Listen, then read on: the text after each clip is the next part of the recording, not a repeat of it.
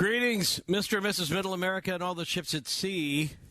This is Ian Punnett in for George Norrie, and to the hostile invading alien armies hovering silently behind their cloaking devices just outside of Earth's atmosphere, remember, eat the Canadians first. And what started as kind of a joke is kind of rapidly coming true, I think. What with all of these stories of unidentified flying objects right there over the border between the United States and Canada, specifically over Lake Huron, they're saying now 3 of these UAPs may never be identified.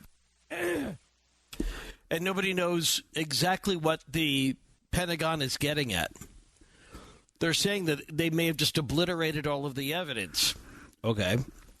So that's why tomorrow night on Coast to Coast, we'll do a little deep dive on this from the paranormal detective. It's going to be a really good show. A guy who is an expert on Roswell in particular. But, he's been investigating different stories for a while, and I'm really curious about his perspective about what he sees, what Greg Lawson, the paranormal detective, what he sees as a parallel between many of the story elements that have gone into some of these investigations in the past and the one we're going through right now. There's a terrific series on Hulu about all of these UAP developments. It stopped short of the last couple of weeks, obviously. I mean, it was in production and all, but it's very informative nonetheless. And there's one point that was made at the very beginning, which I think will be kind of a star we'll steer by tomorrow night.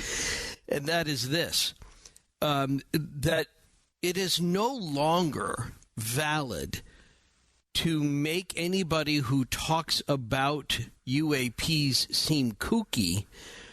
And now it's a matter of holding the government's feet to the fire from even mainstream legitimate news sources. That Boston Globe, New York Times, all the major networks, all the major, 24-hour news beast channels that have to be fed. They've been covering these stories like crazy and keeping and staying on the offense so that the Pentagon's been playing defense. And yet at the same time, now it looks like they're going to throw up their hands and say there's nothing left here to see. But we also know there's been a long pattern of that kind of obfuscation, and then later on they come out and say, oh, well, yeah, we have a new report. So we'll leave that for now, but we'll come back to it tomorrow night. In the first hour tomorrow night, too, we'll talk with a woman we've spoken with before, live from Ukraine. Her name is Nadia Vasina.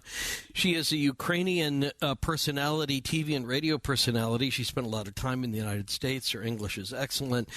And there's a growing coalition of people who want to send in, planes and want to help try to fight off this Russian invasion. But she's also been in the midst of a lot of these bomb attacks, so we'll check in with her coming up in the first hour tomorrow night. We'll do open lines later. So there's a big story that everyone's been following out of East Palestine, as they pronounce it, Ohio. This train crash and then the subsequent explosion, what was supposed to be sort of a controlled explosion of the chemicals, and all of these stories that are coming out about how the railroads, the government, the local governments are unaware of what exactly is being transported on these rails, where they're being told, "No, there's no bad chemicals here. There's nothing toxic. It's just we're going to whisk through here in the middle of the night. You won't even notice." And then something like this happens. And one of those came from Buttigieg, who said recently, there are thousands of these stories of train derailments. Thousands? And how many of them involve these types of chemicals? How many of this stuff ends up in our water supply? How how many times has a train crash happened where there's been a big cleanup that people were kept away from investigating, where things may have leached into the soil? So I've been following this story, and it came across my DM and Twitter at Deacon Punnett, that a guy named Jim Poesl, who has a blog, a safety blog. He's got a long history as a OSHA, somebody working with both industry and government to try to make work sites safer. And he knows how to read these reports. And he's going to talk about that for a couple hours before we get to open lines. All of these different safety stories that are only being talked about in blogs and in secret corners and bars somewhere. Next on Coast to Coast AM, this is Ian Punnett. Hey, Jim Poesl, nice to talk to you in person. Hey, finally. I'm talking to you in person. I can't believe it. If we call this in person on the phone. Well, close enough. Close as I usually get to people anyway. Jim is a guy I've been trading messages with on Twitter for a while.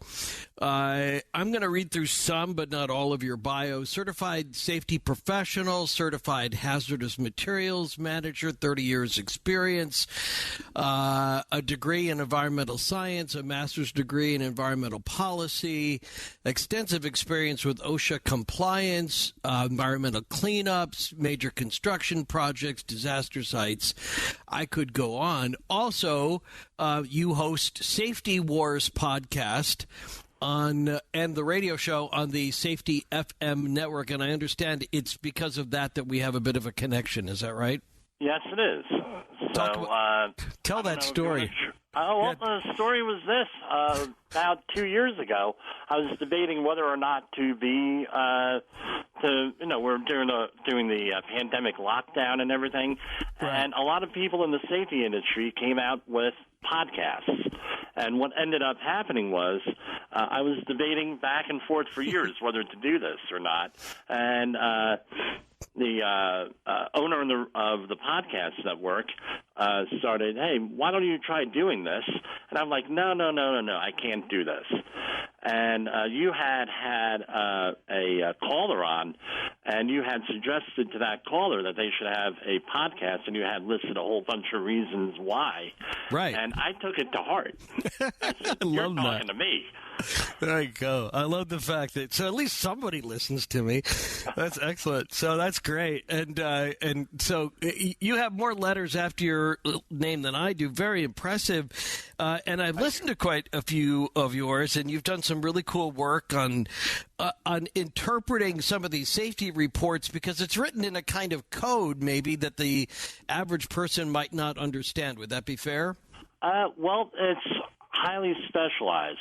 As a safety professional, we have to be the ultimate what they call a generalist, where if you look at any of the what we need to know at any one time, it's anything from regular hazards, slip, trip, and fall hazards, on up to highly detailed scientific things.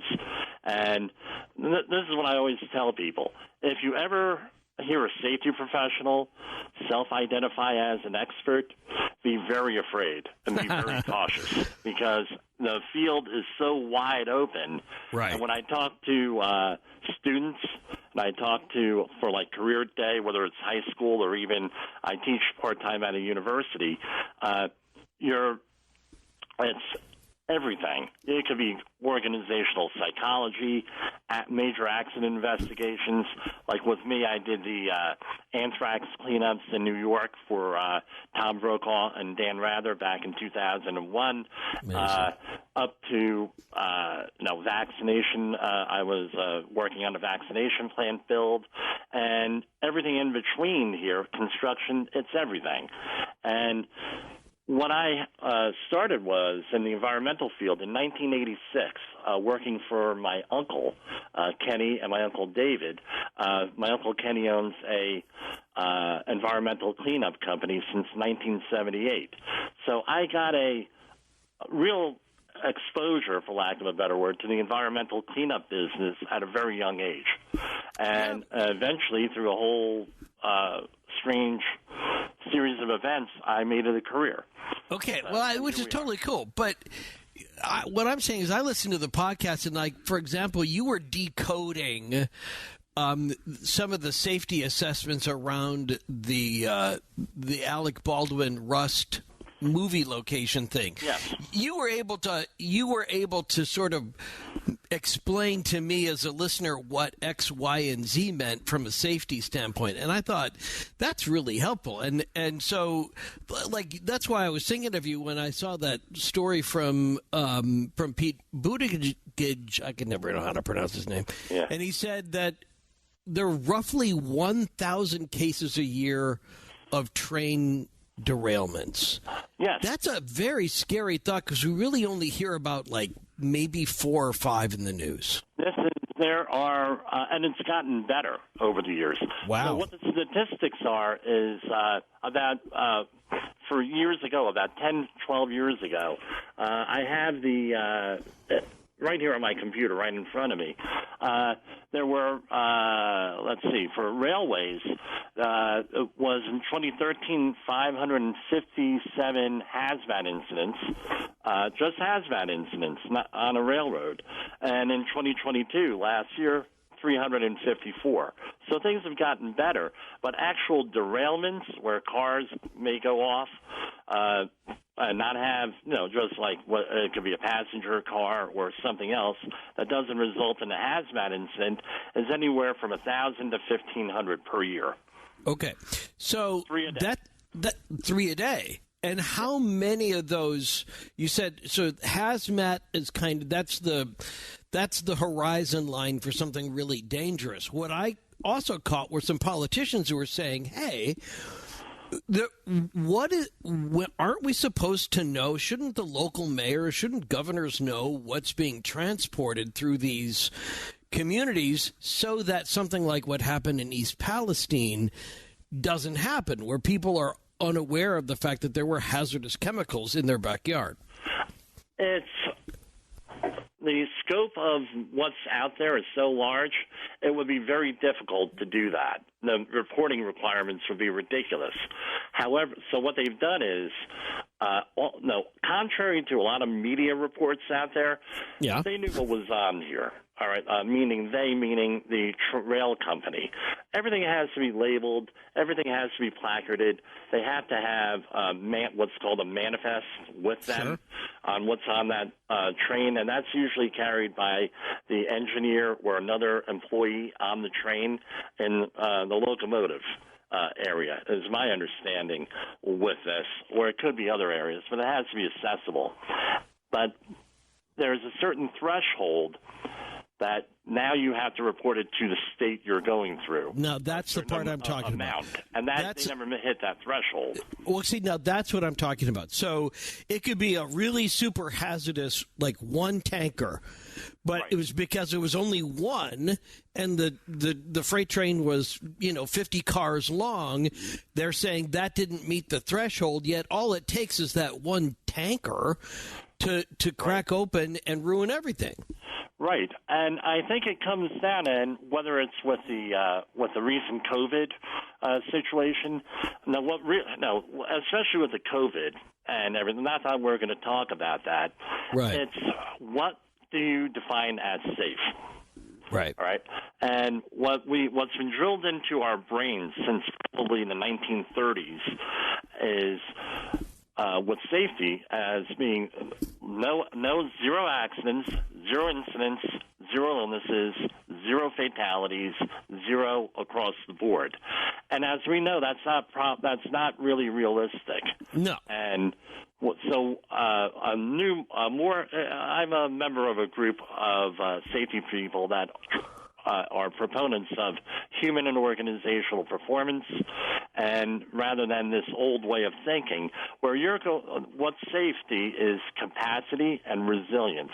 We have multiple layers of protections in a system, and it doesn't matter what system you're talking about, in a workplace, environmental, process, and because you're not relying on only one thing there, and things happen at random. So, for example, out of about roughly 60% of these railway incidents are attributable to human error. Well, how are you going to get rid of human error? The average human is going to make roughly about 50 mistakes a day, no matter what. Now, just talk to my wife; she'll tell you I'm making more errors than that, right? Okay, we're never going to be able to eliminate that. We agree with that. Never going to disagree on that idea. Right. And I'm not trying to measure against perfection. Right. All I'm trying to do is say, should there be more awareness when something you look at what happened in that controlled explosion, supposedly, afterward, right? And then you look at the dead fish, you look at the potential of the groundwater being ruined for a generation by a catastrophic event like this. And as I understand it, FEMA said we're not even going to come into the town because no homes were damaged. So how do you even clean it up? Once these chemicals get into the aquifer, how do you even clean that up? Well, this was part of the problem here, is that you're dealing with some very nasty materials here. Vinyl chloride and ethylene glycol monobutyl ether. I'm not going to keep repeating these chemicals. Right. You got them right once. Good. Once is enough. Try to write them. But anyway, these are pretty nasty chemicals. Right. And especially if you think about, this is the way I think about it. Anything that has a chlorine, anytime you hear chloride, chlorine, anything like that, that's probably going to be a very nasty thing.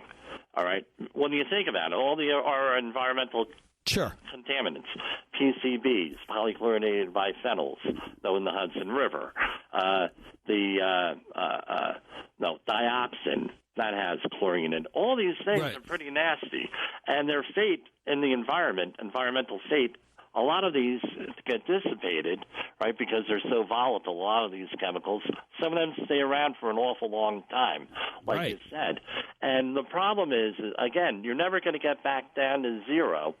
So now you have to define what's hazardous, what is not hazardous, and what are we going to do about it? So, and I know this may upset a lot of folks, but I came out with 4 questions whenever this stuff comes into play. And it could be either in your workplace, a natural disaster, a chemical disaster, anything like that, radiological, what have you. Right. And it's 4 things I've developed over the years. And for this situation, is the air safe? Right? Okay. And they have to be in this order. All right. Number 2, what are you basing that on? Number 3, what are the chemicals? So 2 or 3 could be reversed. But the 4th question is the most critical on this. Did you actually sample for it? Did you actually do some type of calculations? Usually that's where the government fails or your emergency manager fails. The most colossal failure of that was 9/11 in New York City, Ground Zero, with what went down over there.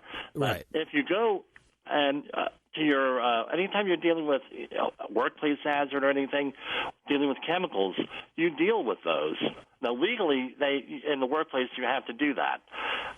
Fortunately, I'm going to say this much, and I'm going to give kudos and credits and everything else to the state of Ohio and the EPA and everyone managing this. They actually did their sampling. They met the threshold of all these questions. When you read the data, right? When you read the data and you go and you delve into it, they did everything. So what happened was, especially with we could start off with the river contamination there when things got into the river. They're measuring this slug, for lack of a better name, or plume, go down the Ohio River and all the tributaries leading from the disaster down to the Ohio River. So they're able to do that. And they've been doing sampling. They've been publishing it on their website. For drinking water, this is where you start to get a little bit murky, where the town, based on the information I have, a lot of the town is on public water. Well, they could sample the public water, right? And that usually you get results with these materials within 24 to 48 hours, right? That's just the chemistry behind it. That's just the way it is. And, okay, the drinking water leaving the plant or the supplier is safe. Now, what happens when you go out into the community here, the pipes that it's going through and everything else? Unless you're going to be sampling the water in the homes, right, Yes. properly, you're not going to know that for sure. So far, right. they've done allegedly about 500 homes. Everything's turned out okay. Well, hang on to that thought, because this is where it gets generational. I want to also return to a fundamental question. Jim Poesl is our guest. He's the host of Safety Wars. So who are the combatants in the safety wars in the United States? Why do we even have to be talking about this? We'll get to that next. Coast to Coast AM, this is Ian Punnett. Jim Poesl has a great biography. You can link up to him at coasttocoastam.com, and he knows what he's talking about. Years in the business with OSHA compliance, and both on industry side and trying to keep track of regulations on another side, and now he's the host of the Safety Wars podcast. So, Jim, when you say safety wars, right away I'm wondering, like, okay, well then who are the combatants in the safety war? Who are the biggest players that keep us unsafe, that we have to have safety wars? Well, this is I get this question asked all the time. What are we doing here? Well, we on one side you have us, right? For however you want to define that. That could be victims, worker, community, victim, what have you. Right. Yeah, on the other hand, is everything else that we have to deal with. It could be a workplace situation where you have employers not following OSHA regulations, environmental regulations, okay. Things of that nature. You can have government bureaucrats. On the other hand, my personal opinion, is that this whole thing with sovereign immunity has to be revisited here. Tell me what that means. Well, wait, what does that mean? Well, that means that they're not responsible for any of the decisions that they make on behalf of the government, which allows a lot of people to make decisions that in private industry, if I made the same decision, I'd probably be in a federal prison somewhere. Okay, but who gets sovereign immunity? Basically, emergency managers, police officers, or another one that we've heard a lot about that lately, politicians, heads of agencies, government appointees, things of that nature. Unless it's specifically a law somewhere that says that they could be convicted of something, there's really nothing that could happen. And when they do, guess what? It's just a slap on the wrist. For example, in Michigan, Flint, Michigan, with the lead in the water situation, there were criminal convictions there with that, and a couple of them, and they were just slaps on the wrists, and they're being appealed and everything else. Another one, that's a serious one with environmental, but we just had one here in the last couple of years in our neighborhood. I live right now in southern New York, in the southern upstate New York, but I grew up in central New Jersey, where we had allegedly members of the Chris Christie administration a couple of years back caused a huge traffic jam. Right. And they eventually got convicted of stuff, and then they got overturned. That was a whole sovereign bridge. immunity. It could be anything. The Bridgegate thing. All right, Right. Okay, well, this is super cool. So let me ask you then, the implication is somebody who's in charge of our safety could flagrantly make a bad call. Right. And know that they would never be held accountable for it, except maybe they might lose their gig. Other people could lose much more than that. Right. Yes, okay. That's essentially correct. And it's not only that when we're talking about the safety war.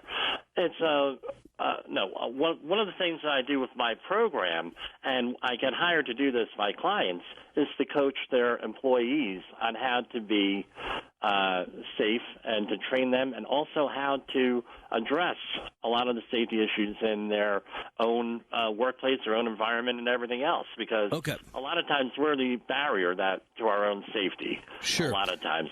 There's incentives in the workplace and things of that nature. So it's about us being advocates for ourselves. OSHA has a huge program called the Outreach Training Program where there's 4 different areas that you could go into. I have credentials in all 4 areas, one of them being disaster response. And where they've tried to educate the public, and it's been a very successful program over the years, but still needs some improvement and things of that nature. So It's us sometimes, too, on the other side. Our attitudes, our lack of awareness sometimes. Again, like my wife points out to me, not everybody is into this, Jimmy. Yeah. Well, I'm into it, and I think this is what's really interesting is, so when you brought up Flint, Michigan, that's what I'm thinking about East Palestine. I don't care. I'm just going to tell you what I'm not even in the bleachers, right? I'm not in the stadium. I'm a million miles away, but part of me just says, I don't care that they're testing 500 houses clean right now. That wasn't the story in Flint. It was an accumulative problem, and then when it got worse and worse and worse, then the iceberg flips, right? And so that's what I'm a little bit worried about with the good people of East Palestine, is they're going to get written off as, well, we did the testing, all is good. Now, I heard somebody just told me on Twitter, thank you, Jeff, that FEMA has finally agreed to come down and take a look at it. Okay, great. But even they can just go, well, that's enough. We've done the testing. We've satisfied even Jim Poesl's 4 questions, and now we're done. But 5 years from now is when the problem starts. I see a situation here, and by the way, everything you said is 100% relevant here. All right, I see what if this is handled. Especially some of the statements from the EPA administrator. Yeah. This is going to be similar to another love canal situation. Right. Into that, there's going to be ongoing monitoring here. I think the final resolution here, and it may be 10, 20 years down the line, is that this whole town gets condemned up to a certain point, and there are going to be property buyouts. Because I tell you what, even with the testing in the homes, all right, I'll get a little bit technical here. So you have this big controlled demolition here, this controlled explosion here, and fire, which probably was the right thing to do when you look at the nature of the chemicals here. Well, now, what do you do in the houses? There's residues left behind, possibly, right. And now you're going to be sampling for those, whatever those are.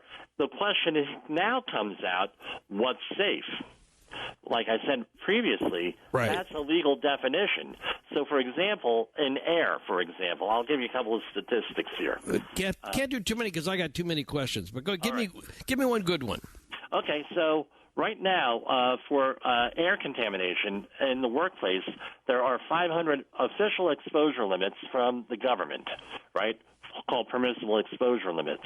All right. How many chemicals do you think are in the workplace? Possibly. Yeah, I have no idea. 70 to 80,000, I've heard. Wow. There's not an exact number. So now we have not a lot of exposure limits versus all of these contaminants. And who's going to determine what's safe and what's not? A quick example for lead. For example, for lead-based paint issues and things of that nature, they have standards for that, for what's allowable in the house.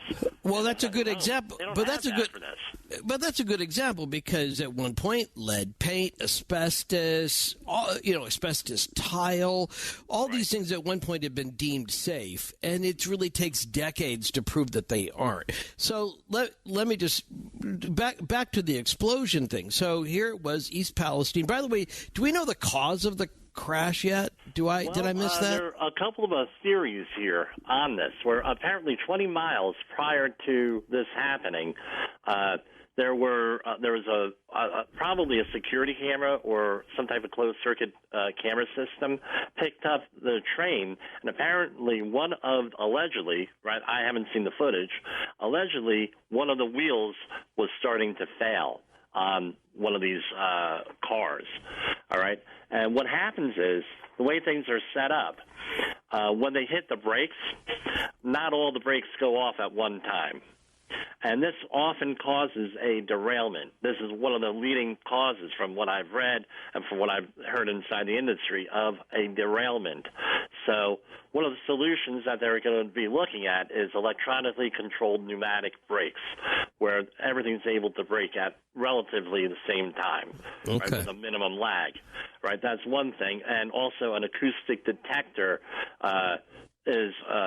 because these things make noises. If you've ever had a car with a bearing go on it, it makes a noise.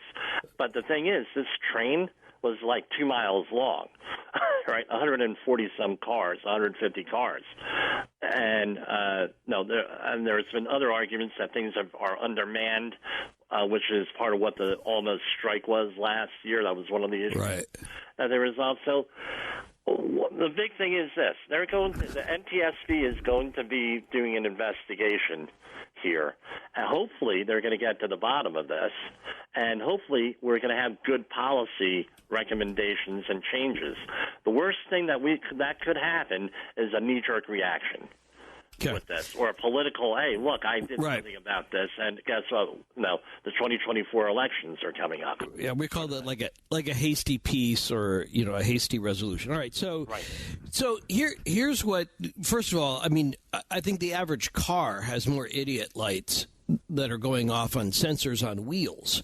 Right? I got one going off on my tire right now because in the change of weather, I had a slight change in my PSI in one of my tires.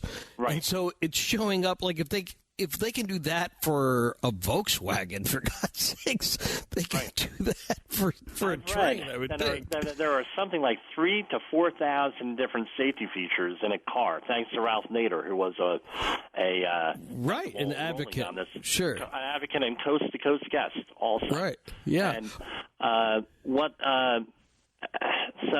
I think adding more things, getting the human element out of this, and adding more and more automated things to help to eliminate human error and the human factor is probably where this is going to go. This is where it needs to go. Especially if we're talking about a wobbly wheel, for God's sakes. All right, so anyway, hang on to that thought. If we are at a point where blowing something up is the safest response, that something is primal, is exploding it, is what we think will be the safest response moving forward. I think that represents, you may be right, it may be the best solution, but it seems really silly that they're like, yep, better dynamite her. You know, I mean, like if that's really what it comes down to, then we haven't progressed much. But even on the air and the chemical part, it's not just the town that might be affected, but again, if it gets into the water supply or if it gets downriver, how many other towns are we talking about that are going to be affected by that, that slick that came down the river that was killing all the fish? I mean, how many parts per billion does it take to make people ill and to start affecting, say, reproduction or women who are pregnant or whatever? That varies, and they have what are called LD50s and LC50s. That stands for lethal dose 50% or lethal concentration 50%, and those are done on animals. And how do they equate to humans? Again, that's not really ethical to try to figure out what it takes to kill someone. So they try to do different calculations. Extrapolate, Right, with that. So that's another question. The other thing is this, like we found out with COVID and other things, what could kill me may not kill you.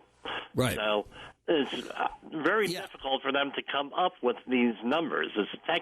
Can they? Yeah, they can come up with. I can come up with the numbers, but I don't think that's going to sell good Right. to the public.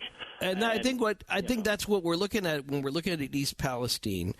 And then when they say there's 1,000 a year of these, people start thinking, okay, wait, what? And if it's 1,000, even if you divided it by, as you said, it's like, let's go 3 a day. There's a lot of I was in a train derailment once. I was in a passenger train derailment that a train got derailed because it was so cold. It was well below zero. About 3 days in a row, it was like 15, 20 below zero, and I'm taking a commuter train back from college, and one of either the ties, I don't know, I think it was actually the rail itself cracked. And it meant that the train just kind of tipped over gently, fortunately, because we were going so slowly through South Chicago. We were coming up from the southern end of Chicago, and it just like the train was moving 5-10 miles an hour, whatever it was. It cracked, and then it just fell over. And everybody was fine, which was good. And not every train car fell over, but most of them did as a result of that derailment. And you think, well, okay, that's a weather element. You couldn't really predict that, and I don't think that was necessarily human error. But I'm really worried about some of the train crashes that we've talked about where there was drugs involved, cell phone involved, people who were calling, like the famous commuter, the Amtrak train crash that happened because somebody was on a cell phone.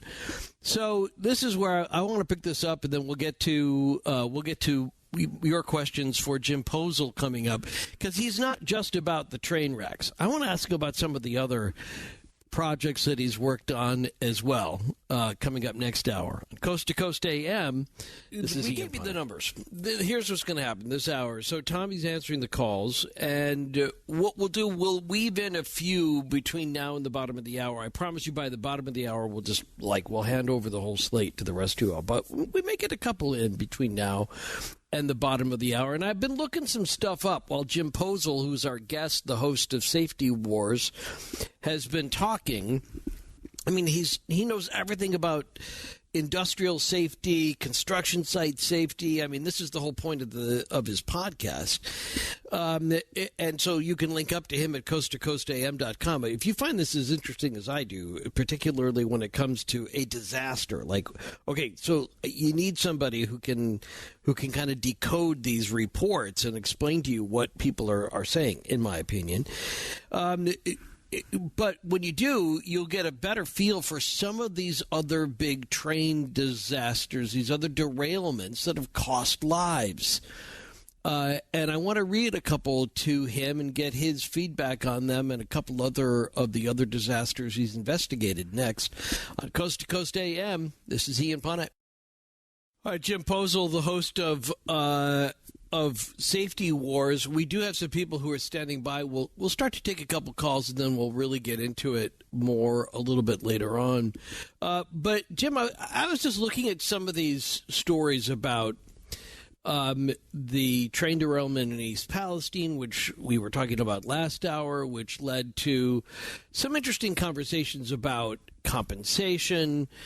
And in this case, I think this is the last report I could find, that Norfolk Southern is offering the people of East Palestine $1,000 each, checks for $1,000.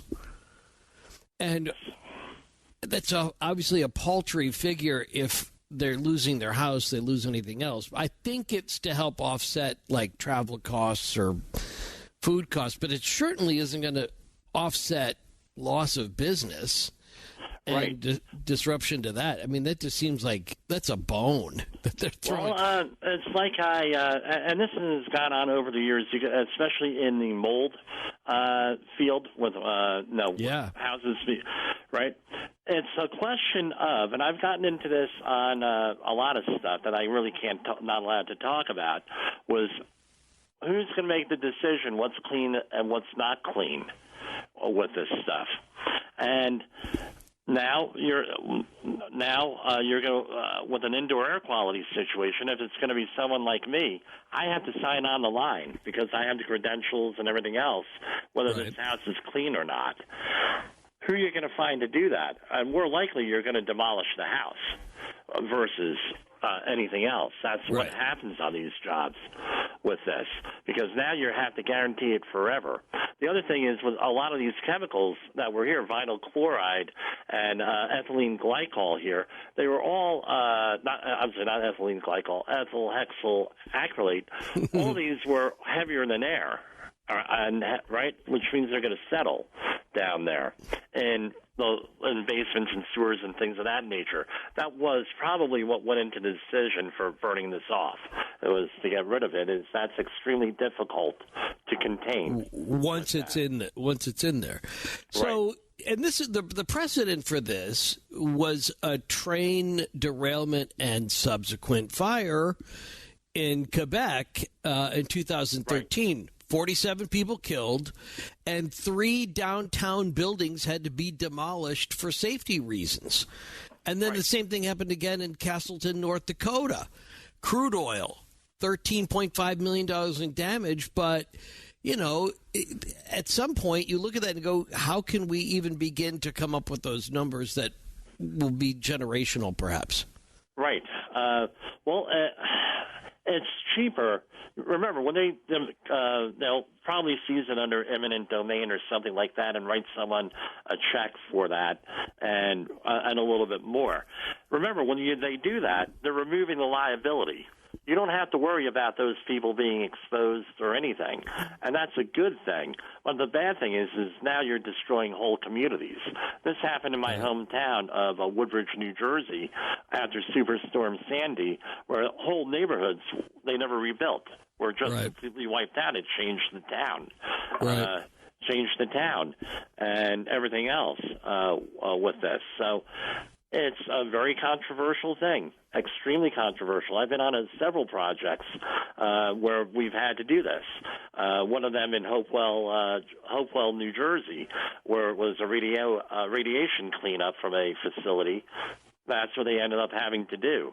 And on those cases, the residents welcomed this situation. One of the houses had a brand new DeSoto from the 1950s in mint condition. I would love to know what happened to that car. Yeah, really. How do you do that? Anyway. Yeah. Well, okay. So I spent a little time in Monmouth County, by the way, so I know that area a little bit. So, but this is what I'm worried about. Like some of these rulings from the government that are worked out or with the railroad barons, with the people who are in charge of the railroads, Norfolk Southern being one of them, is that they have a rule that says like 20 cars in a row will get you a different designation. So if they only put up 19, they're not covered by that protocol. That's absolutely correct. I mean, how easy is that to get around? How easy is that to get around? Right? Well, I mean, you need 10 fingers, 10 toes, and you go, stop at your fakie, and you're fine. Well, it's like this. The speed limit is 55 on a highway. If you're going 54, or 54, and they give you a 2 mile per hour leeway in most places. You're going 56 or 54 or whatever. Okay, no, you're not speeding at 54. 56, you are. Well, it's one of those things, right? Yeah, except that if you're going 56, you're not going to. No one nearby is going to lose their homes. Nobody near, right? I mean, that's really the implication. Is that when you get that. When you reach a kind of critical mass, and they arbitrarily gave it at 20, and so that's pretty easy to get around, and that's the part that I'm worried about. Look, we've got some people who are hanging on. We'll get to them. There's going to be a long-term debate on this, I think, as to how we're going to handle this, and we're in danger of information overload if they start tracking all this stuff. What do you do with all that data? Right. All right, let's get to Pete in Washington on Coast to Coast AM. First-time caller line for Jim Poesl. Go ahead, Pete. Hey, listen, I've been in the rail industry for 30 years, and I pretty much called. You guys been my rock in the middle of the night driving home. If you got any questions you want to know about the rail industry, ask me. Okay. Well, Jim, here's your man. So where do you see this going with this investigation and what the end results are going to be? And are there any solutions that you could come up with? No, as far as that goes, that's something that's above my, I work with trains. I'm in the train industry. I'm not. Right. I work for one of the big four companies. I'm very familiar with hazmat as far as handling it and what steps are taken depending on the quantity and which class it is. You're talking about 20 carloads. Yeah, you picture it as 25-gallon buckets of gasoline. Well, if you only had 3 or 4, it's not as, I don't know what you want to call it, as dangerous as you would 25-gallon buckets of gasoline. So that changes the class. Therefore, you got, restrictions on 20 carloads. Right. But it looks like these are regulations that are pretty easy to get around if you want to. Would that be fair? Not really. There's fines involved. The Federal Railroad Administration, the hazardous materials is covered. And, it's I wouldn't say it's easy to get around. I don't think you want to get around it. Well, that'd be nice. Well, unfortunately, but here's a case in East Palestine where, it would have been better if there had been some oversight before it turned into what it did. Let me ask you this: as Pete, you say you're involved in the railroad industry.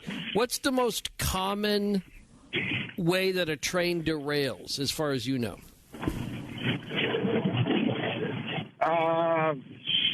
Either breaking a switch in a yard, or are you talking about on a main line where it's going down? When it's going down a line and it derails. What's the main cause of that? Broken, I would say a piece of equipment, whether it be a wheel, an axle, a bearing. So not human error, you would say? Collisions would be the human error, I'd say the most. But yeah, broken equipment, broken rail, broken something would have to. They're running computer. They're running trains with computers now. Yeah. Get too fast. If it's going and heading in for a collision, say for example, it's supposed to stop and it doesn't. They have computers that they're called reactive right now. Right. Yeah, but I think it's the key where they're supposed to. Pete, I appreciate you jumping in. Okay, so what did you hear in that, Jim Poesl, host of Safety Wars? Well, I can't really argue with the guy. He's directly in the field. I always found out that it's bad luck, a bad practice to second-guess anybody in the field actually doing the work. They're the actual experts out there in those things. And I'm sure that what he said is absolutely consistent with his experience with that. But the thing is, like he said, automation, different things of, different sensors and everything else going in there, and computers running the situation, in the hopes that maybe you're going to get out the human error on there, minimize it. But the other thing is this: now you're dealing with more information, right? Now we can make safer and better decisions with this stuff because you have more data and more information. That's the good thing about having more data. And especially in the safety field, people try to get away from data. They don't want data, and they try to hide data and things of that nature. That's not what you want. You want to, No. If you're running an organization, you want more information so you can make better decisions and you know what's going on in your organization, whether you're dealing with the railroad or anything else.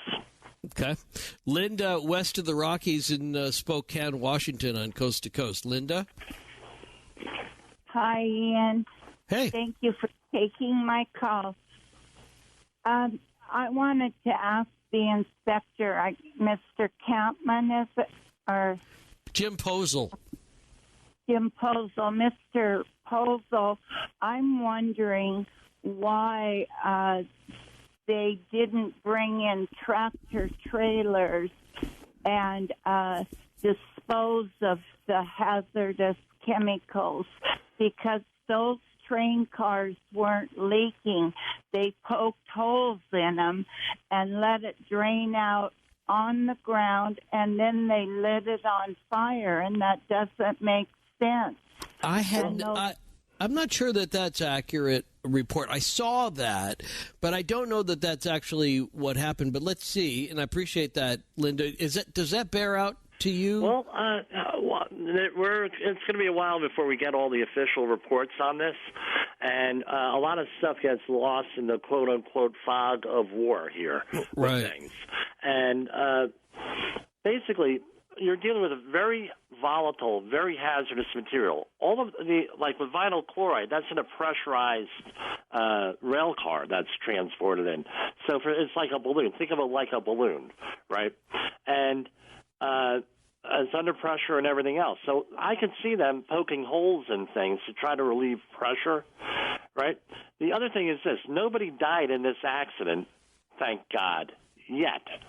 Now, if you're going to be offloading this material, the procedures are going to be there and most likely going to be in supplied air, the first responders. Now, going and getting this stuff, you're putting first responders at risk with this, and where this may actually turn into injuries, illnesses, and fatalities here. You're putting them at risk. So I think that went into the decision-making process. I would hope it went into it, where we don't want to put people at risk, with this, any more people at risk, the people handling it.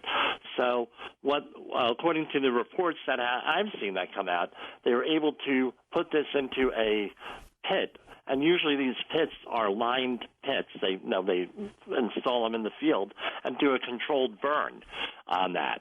And this you're dealing with a different type of contamination, but it's eminently more safer than what you have.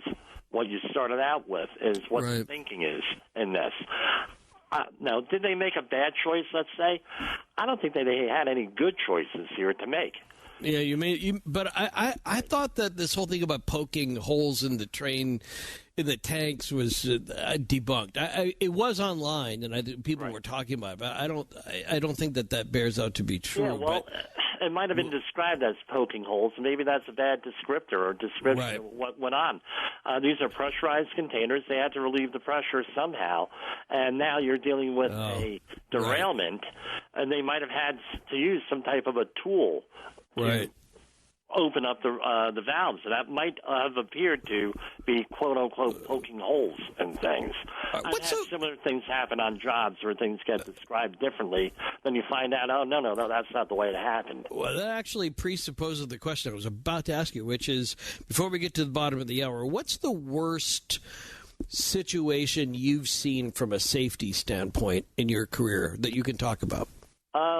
Well, the one I can talk about, other than the obvious one, 9/11, where I actually witnessed that from my apartment in Hoboken when it happened. Other than that, the worst accident was a double fatality from a scaffold fall, from a suspended scaffolding at an oil terminal in Bayonne back in 2008. I think that was the year, May 30th. And that made the international news, believe it or not. I was Polish immigrants that were on a scaffolding.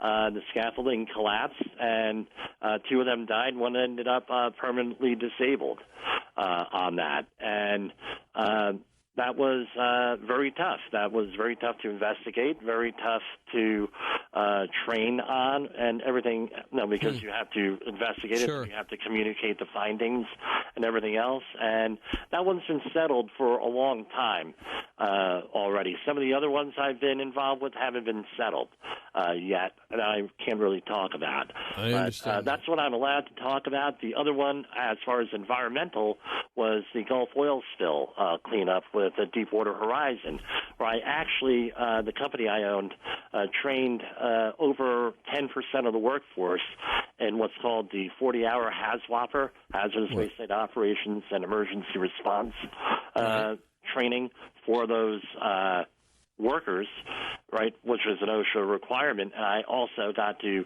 go out on the jobs and see that. So from an environmental standpoint, that was the largest job I was on. But I've been on, if I had to say, I've been on at least 40 different hazardous waste sites over in my career, and I've written health and safety plans for hundreds, literally hundreds. One of the big ones that actually has hit the news with this whole balloon thing is the Akron Air Dock in Akron, Ohio. Really? Yeah, with that. And can I share a little bit of an aside story with these balloons? Yeah, you can. Tell you what you do. Hang on to that thought, because that's a good way to promo coming up tomorrow night, too, on Coast to Coast. But we kind of reached the bottom of this hour. We'll get to that before we get done. We'll give the numbers again to reset for those people who are standing by who want to get on the air. So don't give up yet. We'll try to get a line for you. And we'll make this much more caller-intensive coming up for Jim Poesl, host of Safety Wars. I can't wait to hear what he has to say about the balloon thing, too, on Coast to Coast. But also, your open line calls start next hour, and that's how we'll round out the show. On Coast to Coast AM, in for George Norrie, this is Ian Punnett. So Jim Poesl is not just the host of Safety Wars, but also a Coast to Coast listener going back how far, Jim? June of 1996. You remember it well. Tell me why. Well, I have been a Coast to Coast Insider member from the beginning. I think from how about week one. that? And I was also, before you had another service, before the Insider, I was a member of that going back from the beginning, too. But you're talking about the After Dark newsletter? No, it was the Streamlink. Oh, right, sure. Yeah. Right. And what happened was a couple of weeks ago, you folks are releasing the old Art Bell shows. Right. And I knew it was in the mid-'90s I started to listen. And the first show that I heard was released a couple of weeks ago. And It was June of 1996. The guest was Stanton Friedman talking about UFOs. Right. Oh, interesting. It's I remember those early days really well from a different perspective, but that newsletter, that went out for years and years and years. I loved that newsletter. It was like such a cool little magazine, and the people that produce that are still with the company by and large too. And one of our friends, still has that as her email address, and I think, well, that's cool. That's a nice little relic to hang on to. All right, so you have a thought, because coming up tomorrow night, we've got the paranormal detective, Greg Lawson's going to be talking about these balloons, and he's an expert in Roswell, amongst other things, and I'm just curious about kind of what we see as the similarities in the way that the government is talking about these balloon shoot downs versus past stories. But you had a thought on this? Yeah, two thoughts. One, based on just what you said. The official policy of the government during any of these disasters is to keep everybody calm. Right. And that goes into everything. Keep everything calm, and things will blow over, and hopefully the controversy will go away. That didn't happen with the UFOs, if you hadn't noticed, right? And number one. And number two is with these balloons, now that this is publicized, and you can go anywhere on the Internet and order balloons, weather balloons, and they're relatively cheap. The helium, you might have an issue getting a huge volume of that, but there are other lighter-than-air gases out there that are available. But now you're going to have an issue. No, I'm worried about putting up balloons in flight paths to airports and things of that nature, which brings me to my story, if you want me to share that real quick. Yeah, but go ahead. Yeah, so in 1995, I was working on a project in upstate New York. I won't mention the location, but there No, I'm on the road, away, young man, right? And you go out at night. You I don't think you did this, right? You're a deacon, right? You go out, you have, you have a good time, whatever. Yeah, and, I was a designated driver for those good times. I really didn't imbibe, but I was there to bring everybody home safely. So I remember those well. Go ahead. Oh yeah. So anyway, I'm hearing people out in the parking lot. We're going to set up a UFO, and this is in the lower Hudson Valley here. And in the mid '90s, if you recall, there was a lot of activity around the lower Hudson Valley. That's where you had Bud Hopkins come out with all of his information. The Missing Time books, and then I love those. He was great. Yeah, and Invasion of New Paltz, which was a local one. Right. I don't think you could find a copy of that. But anyway, this guy and I go out in the parking lot, and somebody had access to a weather balloon and helium, and they took glow sticks, right? Like you would get at like an event, a glow stick. Sure. Oh yeah, like a rock concert. Yeah. Right. They duct taped that around, and certain people, women, donated articles of clothing to put on this thing also. And they launched the thing up, and they said, watch, we're going to make the news again. And they launched this thing, and I followed it going down the Palisades Parkway in New Jersey, just going down this weather balloon, and we got a food out of it. And I kind of wonder if a lot of those UFO sightings were people just with nothing better to do, sending up weather balloons, trying to disrupt things and get on the news in the mid-'90s. Apparently, this was like a regular occurrence in this area. So I wanted to get that off my chest after 30 years.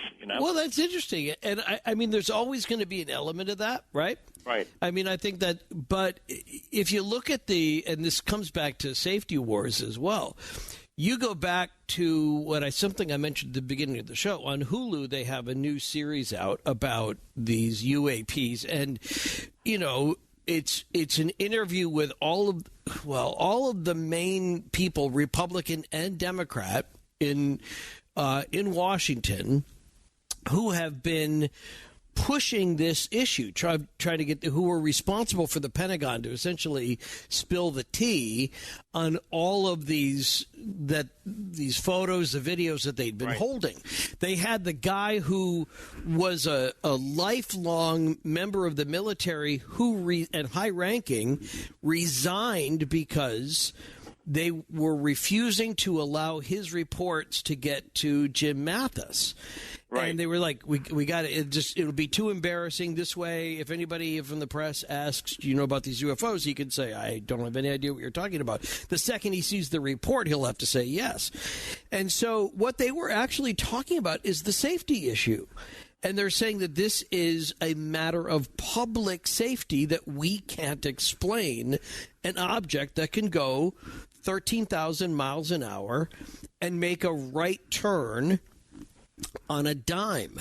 And that's where, they gave an illustration in one of these episodes on Hulu. They showed how even with the Blackbirds, right, even with these spy planes that go 3,200 miles an hour, that if they're going to make a right-hand turn in one of those, it would take about half, and they used Ohio, coincidentally enough. They said it would take half of the state of Ohio for that to bank a right-hand turn, whereas they had evidence that showed that these UAPs that they were catching over, the Pacific Ocean, could do it in a second and completely change directions and then go up and then go down. And they had all of this data. And they're saying this is a public safety issue. What are we going to do? And in France and other countries, they're trying to prepare the people for what this means for not just national defense, but also just for people to be able to understand a brave new world, perhaps. I don't know what to think about this stuff, to be honest with you. This has been a lifelong interest for me, the UFO situation, because people in my family in the early 70s saw UFOs right through central Jersey, Carteret and Woodbridge area. And And these are credible people who I know. And I've also had a UFO experience outside of West Point, the U.S. Military Academy there, and I don't know what. It must be something really bad if they're not telling us here, or something that they feel that people aren't going to be able to take. But I think this is what we've proven. But we've already proven they can take it. They can take it. Everybody's shrugging it off, and that's part of the scary part for me. They're like, "Yep, sure can't explain that." Well, anyway, what's for lunch? Well, we get this all the time in the safety industry, where people, just move on. There's an accident, there's an exposure. People are disinterested in their own health and safety at work. It's incentivized that they are not interested in that in most problem workplaces. I mean, I go into this on my program all the time. It's the incentive system where people are incentivized not to care somehow. That incentive could be from peer pressure. It could be distractions. Look at all the distractions we have between the internet, smartphones, illicit substances, legal substances, for that matter. Right. What is illicit anymore? Let me grab. We've got some people that want to talk to you, so I want to get them before you go. So, John is in Alberta, Canada, on Coast to Coast AM. John, how you doing? Good. You're talking to Jim Poesl. Go ahead. How you doing, Jim? I used to live for 12 years right across the road from the train tracks, and one day, me and my kids were walking, and one of my daughters picked up a rock as we crossed the train tracks, and the guy from the train yard down the road came over and told us not to ever touch those rocks because of what he called micro leakage.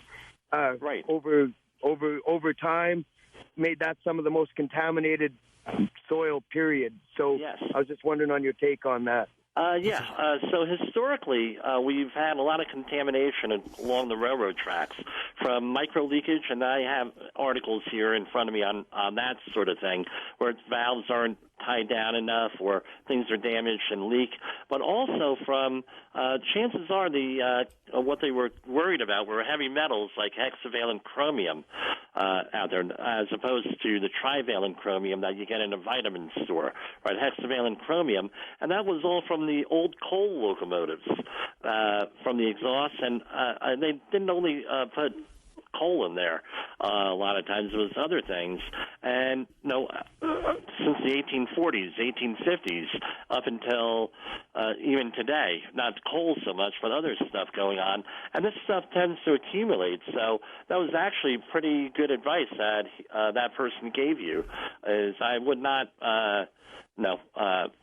play necessarily, especially if you're a small child, along the railroad tracks for that reason. The other thing is you may get run over by a train. Yeah, well, but that's pretty scary, though, because rain hits the train tracks like it hits anywhere else. And if there's something that's coating those rocks, again, that's going to go right into the soil. Right, and so it's very what we call mobile in the environment. Yeah. And with that, and that's just more. Just more stuff we don't know. Mike is in Canton, Ohio, on Coast to Coast for Jim Poesl, host of Safety Wars. Go ahead, Mike. Hi, and thank you. I had two things to share, and one as a question when I'm done. But we got to be quick. Okay, certainly. I did see the fire from the train because I passed through that town almost on a daily basis for my work. Sure. And, they did say that the rail car was pressurized and they had to they were afraid of it exploding on its own, and so they did the controlled explosion to burn it off. And like I said, there was no good choices, and that seems to be what's causing the problems now. However, my other thing to focus on is they said that the cause of the derailment was a failure on the axle, a mechanical failure. And there's apparently security footage in a town about 20 miles before where there's sparks and even perhaps flames coming from under the car. So I don't know if there's a what's done, because that, obviously is very close to where I live and directly where I work. On that aspect, because that's not seemed to have been addressed. The other is very bad and very serious, but there's also here the underlying cause. Well, Jim mentioned that earlier about the wheel getting perhaps wobbly, and that they're still investigating that. But I'm glad you brought it up. So did you have a question for it, or did you want to just get Jim's comment on that? Yeah, I guess comment or perspective on that. I'm okay. Sorry, I didn't quite catch that earlier. Oh, that's okay. It's all right. Go ahead, Jim. I think, like Ian said, we addressed that. I think the last hour. There has to be an investigation here, and that's going to be ongoing here, and we have to come up with good solutions here on exactly what happened. The worst thing that we could ever worry about here is that they're going to have a knee-jerk reaction, and everybody gives meaningless stuff, meaningless solutions here. But let's remember, the solution here may be to do nothing, or this is just a random thing that happens here, and there's nothing we could do about it. I don't think that'll happen, but that might be an outcome here with this. That's a much longer discussion that we can't really have in the next 8 minutes. So. But that's possible in Safety Wars, and you can link up to the podcast through coasttocoastam.com. Robert is in Florida. Robert, you get the last thought on this as we go into the top of the hour. Oh, hi, Ian. Thank you for taking my call. Hello to you, Jim. Hello. I'm originally from Cleveland, Ohio. As a kid, my friends would play sports after school. I would be on my father's lap and sit in a locomotive in the Collinwood rail yard in Cleveland, Ohio. And I remember very clearly how those trains would rock back and forth. It would almost feel like he would tip over. Now, fast forward 20-something years, I lived in Lake City, Pennsylvania. Between there and Conneaut, Ohio, I used to walk down the tracks a lot, a one-day hike. And I noticed that there's these no one's talking about. You're talking about the wheels and the bearings, but no one's talking about the actual track. And what I mean by that is, if you walk down that line, they just replaced a lot of the tracks about 3 or 4 years ago. When I go up there and hike, these plates are supposed to have 8 spikes in them. There's 8 holes for 8 spikes. A lot of them, most of them, only had 3 or maybe 4. Wow. So when you see a train coming down the line over what's called Elk Creek, you could see the train rocking back and forth going like 60, 65 miles an hour. And I'm not kidding you. These things are top heavy, okay? I know this. Right. A long line. We're running out of time. We're running out of time, but that's a really interesting point about the number of spikes, and yet one more thing to think about. Jim Poesl, longtime Coast listener, host of Safety Wars, was this all that you ever dreamed of? Yes, I've had a very good time, and I hope to be on again one day. Well, don't wait for me. I hope you get on with George and other people, because you got a lot of information to share. So it was my pleasure, and always fun to keep in touch with you on Twitter. So keep up the good work, and I'll report back if you have any updates for us. Just DM me, as always, at Deacon Punnett on Twitter. All right. We go to open lines coming up next on Coast to Coast AM. This is Ian the numbers there so that you can join us on Coast to Coast AM live in for George Norrie tonight. We were talking about train derailments, but you don't have to. We were talking about safety. We're talking about some of these weird rules. And as Jim Poesl, the host of Safety Wars, identified, there's all sorts of different forces out there that are kind of, for lack of a better word, sort of conspiring to make us less safe. Our best defense is for us to be safe and for us to be proactive about our safety in the workplace. Keep that in mind. But I hope you listen to his podcast. He's a super interesting guy, and I'd love to have the opportunity to have him back, but I'd love the opportunity to get you on, too, coming up on Coast to Coast. Remember, if you're a regular caller, you call all the time, take a night off. You can go take your shoes and socks off and go sit in the grass. You can look up at the stars. You can contemplate all that is happening right now in the world with all the UAPs and the UFO discussion we're going to be having coming up tomorrow night on Coast to Coast. But, it's good for you, and it gives a chance to open up the lines for people who don't ordinarily get along on the air. And so we're going to get you everybody coming up. If you're a first-time caller or, just been a while since you called, those are the numbers, and I can't wait to get you coming up next on Open Lines on Coast to Coast AM. This is Ian Punnett. Going to Open Lines on Coast to Coast AM, and that means you get to take the show anywhere you want to go. We'll start with Stu in Phoenix on Coast to Coast. Stu? Yes, I wanted to comment on the railroad safety. Sure. The fact is, the American railroad companies have a long history of resisting any safety measures whatsoever. After the Civil War, they could have installed knuckle couplers, block signals, and automatic air brakes. But they refused. They considered it cheaper to keep on killing people. And today, we're still laying down track the same way we did 150 years ago, because they refuse to take lessons from the Europeans and the Japanese to see how to build safe, high-speed rail systems. Well, I'll go along with that, and I have been on high-speed rail in both Europe and Japan, and it is a wonder. It's really cool. But tell me, you sound like you studied this a little bit, and I agree that, like a lot of industries, they don't want government regulation, and they just say, well, we'll do it, or we say that's too expensive, we can't afford it. But in the end, I think there is some calculation that comes into it that just said it's cheaper to pay out for X number of deaths than it is to fix a problem with X number of cars. And that's tragic. In the 1880s, it took an act of Congress to force the railroads to adopt all these safety measures. Yeah, well, they may be inviting more regulation now, but so far, even when they do have regulation, is a point I was making earlier, they kind of find a way, I think, to get around that. Maybe that comment is too early, but we'll see what comes out of this report from East Palestine, Ohio. Wildcard line Super is in Los Angeles. Did I pronounce that correct?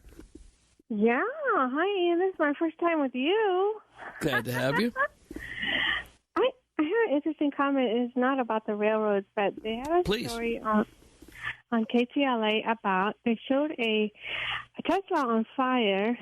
And a firefighter spoke about it. He said that a regular gas car is 700 gallons of water, but an electric car is 1,400 plus gallons of water to put the fire out. Plus, you're not guaranteed that the fire is out.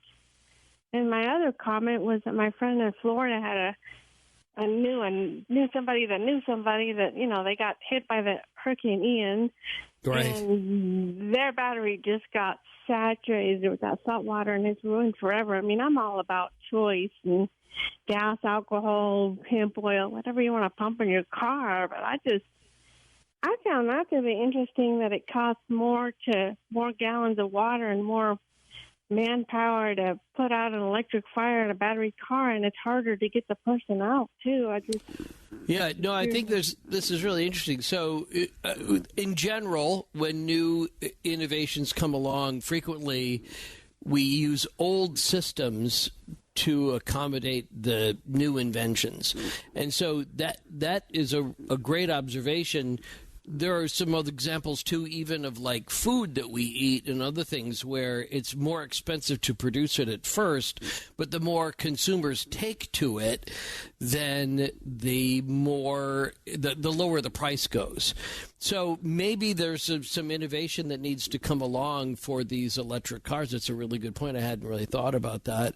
And gallon-wise, I don't know. That makes perfect sense, too. And I hate to think that seawater and other stuff hasn't been covered by insurance, because that would seemingly be the way that should be done. But yeah, I mean, I'm good with choice up to a point, and then at some point, we have to be careful about the Commonwealth, and what we're all drawing the water from the same aquifers, and large parts of the United States are already affected by some of these chemical processes, which local communities say, well, this is great for us, but if it reduces the life of an aquifer by 1,000 years or something like that, then it could start to affect all our lives, and that's kind of scary too. Good point. Thank you, Super.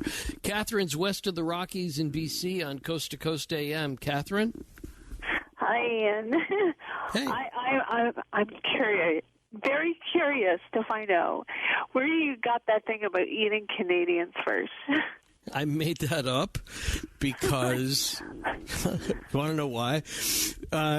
I was just playing around one night, and we get a lot of calls from Canadians, and they were touting the superior healthcare system, and so I was saying, well, then you are tastier, and that's why we should eat the Canadians first, because they're in better health, and they're not as sinewy and fatty as we are. And I thought, well, that's if you're going to brag about how much better the Canadian health system is, that might make you more susceptible to aliens that are coming down for a morsel.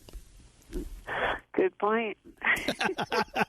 That was the only point. Yeah, that was really my only point. I just thought it was funny. And Canadians have, sometimes, not you, but sometimes Canadians have a way of talking about us like we're some sort of weird science experiment in the lower 48. And so they'll I don't never talk about Canadian politics. I don't know anything about Canadian politics, but other people from Canada seem to feel like they've got a voice in our politics. And so I once made a joke that it's Canada is like America's hall monitors. They're just they're always looking at us, tells us we're run too fast and we shouldn't be running with pencils and scissors and stuff. So yeah. Is that fair? Well, I had one other question. Sure. On blue algae, because I know there's a lot of chemicals that you're talking about seeping into waterways. And I know when they were cleaning up like a lot of chemicals in the water, like oil and stuff, there was blue algae that was starting to grow. And I want to know if you've done any shows on this. And it's been a while. So no. Were you talking about the blue-green algae, right? Yes. It's toxic. It's highly toxic. Yeah. Right, and not just to humans, but to animals too. And so I don't know what the situation is there. It's been a while since we talked about it. You have a thought on that you want to share before I opine on something? Well, I know that they've been talking about it a few years ago, and it's all been hush-hush now. But they were finding quite a bit around Vancouver, Victoria, around there. Right. So this is like even to the touch or to inhale, it can be devastating to certain people. Let's confine something to that East Palestine story from Ohio. They were saying almost like they were bragging about the fact that only aquatic life has died so far by the thousands, and there's no proof that anything on land has died yet. And I think that's where you look at some of the chain reactions of things like blue algae. You don't know, you can't really contain that. That's nature. And once you knock over that first domino, it may be a long time before we understand where that goes. Are you getting that in Canada, the blue algae stuff? Well, like I said, they were talking about a few years ago, but I've never heard anything about it again. And we've had a lot of whales lately, so I'm thinking, wondering, All right, You've inspired me. I'll be back on again this weekend's book, but I'll be back on again in March, and I will look for an update on that because I happen to find that very interesting too. So that's a super good tip, and I'm glad you brought it up. So thank you so much. Thanks. Robert's in North Carolina on Coast to Coast AM for Open Lines. Robert? Yes, sir. Ian, my truck driving community and my coast-to-coast community, they keep me very informed. And it's just ironic. I've been on the phone with about 3 different drivers trying to find out some information before I turn on Coast-to-Coast tonight. We're talking about the train thing, and I don't know whether anybody has brought this up, what I was hearing in the trucking community about a Netflix movie called White Noise. It is set in Ohio, and what I was trying to find out from a friend of mine that lives up there, he thinks it was actually filmed in East Palestine, Ohio. I know online it's saying something about University of Kent and Cleveland area up in there was where it was, the movie is set, but he's saying, people are saying that it was actually filmed where a truck crosses the train track and collides with the train and causes a disaster just like we got. And that movie come out last year, 2022, and my friends are trying to say that maybe like Fox News was reporting to start with, that it was called the Trump voters, and then it's just ironic what the name of the movie is. They're kind of wondering if somebody might have derailed the train because of the. Well, that's that next weird jump, right? Because so I looked it up while you were talking. Residents of East Palestine did work as movie extras during the filming of White Noise in their home state. The whole movie was shot in that part of Ohio. It does not specify that it was shot in East Palestine, but certainly near it. And that there are areas which, and I'm quoting here from an article in Salon, it looks uncannily like the real scene in East Palestine. The dark purple-blue cloud that witnessed over farmland and pastures. This is really, it's very compelling. I hadn't heard anything about this, so this is breaking news for me. You are 100% right. The plot is very similar. There are eerie parallels between Netflix's White Noise and this train derailment, although was the movie and the book based on a truck disaster, not a train disaster. Is that right? Right, that's right. Okay. The truck was carrying the chemicals and caused the disaster. But like I say, it's just ironic. Like I just found out about it tonight, and I hadn't tuned into Coast to Coast because I was trying to find out more information on it. And then when I tuned into Coast to Coast, y'all were talking about it. I said, Lord, I don't know whether anybody had said anything yet or not. And like I say, and my buddy, like I said, it lives up there. He lives about 50 miles from East Palestine. He said that, it was filmed there, but like I said, I can't find nothing online saying that for sure, but. Closer to the University of Akron, parts of it were shot, I guess, near Baldwin Wallace University, Kent State University. But this is interesting. The train derailed in East Palestine, obviously, but it was close enough where the people from that town participated in it. I'm glad you brought it to my attention. I haven't seen it yet. It was based on a novel by Don DeLillo, a guy I remember from the 80s. Have you seen it yet? No, I hadn't seen it. I watched a clip of it, but like I say, I hadn't seen the movie to check it out. Like I say, it was kind of like breaking news to you. It was kind of breaking news to me earlier this night. I was trying to find out all I could about it. Well, I'll know what I'll be doing when I get off the air in a couple hours. I'll be dialing that up. So appreciate it. Thanks for the heads up, Robert. Michael is in Irvine on Coast to Coast AM. Michael. Hi, Ian. I am calling because I'd like to share that I don't feel that people talk about world peace enough. And really, I'm doing what I can personally for world peace, and that's by trying to get as many people to retweet on my Twitter, Best Rabbi Ever. I have a tweet, and I'm trying to get as many people to retweet for world peace. And I don't want to have war anymore, and I want to have peace and love in the world. So if you can, give it a retweet to Best Rabbi Ever. Are you the rabbi in question? I am. Where is your synagogue? Where's your congregation? Irvine, California. Excellent. What's it called? Young Israel of Orange County. Okay. Well, I love that. I would refer you to the book I co-wrote with a rabbi, Mordecai Schreiber, and I co-wrote it also with a Muslim scholar, Iqbal Yunus. The book was How Millennials Can Lead Us Out of the Mess We're In, How a Jew, a Muslim, and a Christian Share Leadership Lessons from the Life of Moses.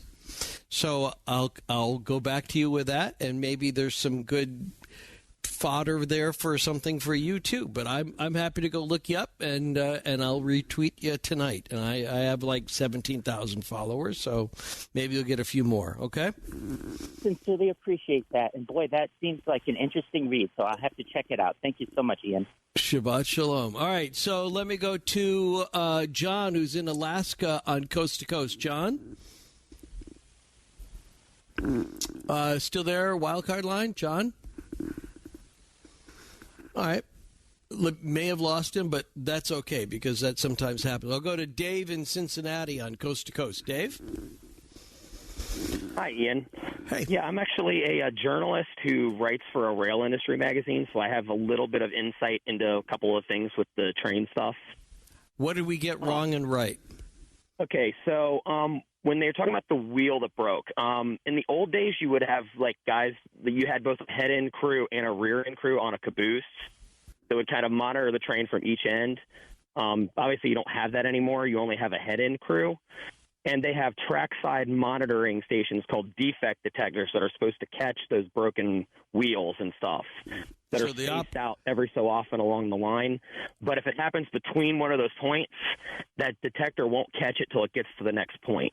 Okay, so 20 miles was what we heard earlier from a couple of different sources that say that there was video of a wheel failing. How spaced out are those detectors? It depends. It honestly depends on the line. It varies from line to line. Some of them they're spaced 30 miles apart. Some they're spaced 10 to 15. It just depends on the line and how busy it normally is. That's kind of how they base the decision on. Who makes the decision? That is up to the railroad management. And that's another factor here, I believe, in this is if you go look up something called precision scheduled railroading, it's a thing that has become a big thing in the rail industry within the last 10 years, and it has resulted in longer, heavier trains with fewer people running them to try to maximize profits. Right. And that is another factor in where this wreck happened because they're piling so many cars onto so many trains to try to minimize the number of trains running but maximize the number of cars. I get that. To maximize profit. You are too important for me to end early. I would love to hear another. You seem like you had other points to get to. So if you can hang on, I will get back to you coming up. It may take a few minutes, but are you willing to do that? Yes. Okay. Hang on, Dave, and we got other people, too, who are waiting to get on Coast to Coast AM. We'll give you the numbers in just a second, but that's pretty cool. A journalist writing for a railroad magazine.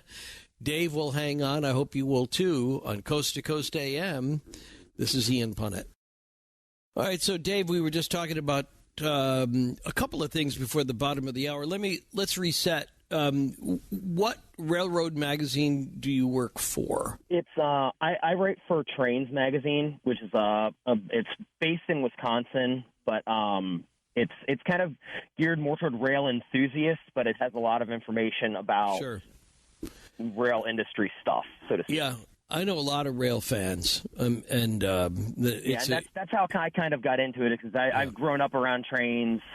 I have, several friends in the industry now. I had relatives who worked in the industry, so that's kind of how I got into what I'm into.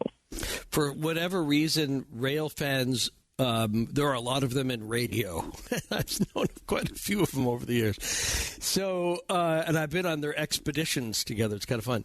So, what you were talking about is that these trains are 150 cars long, and because of cutbacks, they will have it only watched from the front, not the front and the back, that there is no caboose action, if you pardon the expression, anymore, and that the sensors are up to the railroad companies themselves. So right, they only have to have them spaced at certain points. Like, there's no regulation exactly on how far they have to be apart, just that they are there. Okay. So, and then another factor here is, okay, so I heard somebody mention before the Big Four. There's actually 7 of big railroads in the United States. I don't know that I can mention them by name, of course. One is actually owned by Warren Buffett's Berkshire Hathaway. You can mention them by name. I mean, they're train companies. Go ahead. Okay, yeah. So you've got Norfolk Southern, you've got CSX Transportation, you've got the Union Pacific, which, of course, is probably the most famous. Right. BNSF Railway, which is the one owned by Warren Buffett, and then the Kansas City Southern. And then you actually have the last 2, which most people don't know. The Canadian National and Canadian Pacific have major routes in the United States as well. So you actually have 7 Class 1 railroads, what they call Class 1s, 2 of them being Canadians. And actually Canadian Pacific is in the process of trying to buy Kansas City Southern. Okay. So now you're going to have 3 of the major railroads owned by the Canadians, which is interesting. But I mean that I don't mind that so much, as long as everybody. That's not a problem. But I'm just kind of saying, like, give me an idea. At one point or another, every one of the 7 has adopted the same practices. Right. There's some collusion at the top? Correct, yes. And on top of that, like, they have a new technology that's developed in the last 20 years called distributed power technology, where you can actually control multiple locomotives from the first locomotive. So say you've got 2 engines on the front, you can put 2 in the middle and control them from the front. So what that has led to is combining sometimes 2-3 trains together and running them at one time. I know of an example, from a friend in the industry who I happened to witness this myself because he was running it. They actually combined a train loaded with ethanol and then attached a train loaded with coal to the back of it and combined them to run them to the same place. And I'm like, that seems incredibly dangerous. Right. Because you have 2 highly combustible materials separated by 2 locomotives. One of those ethanol cars derails and leaks, and you get some sparks, and you catch not only the ethanol on fire, you get the coal burning too. Right.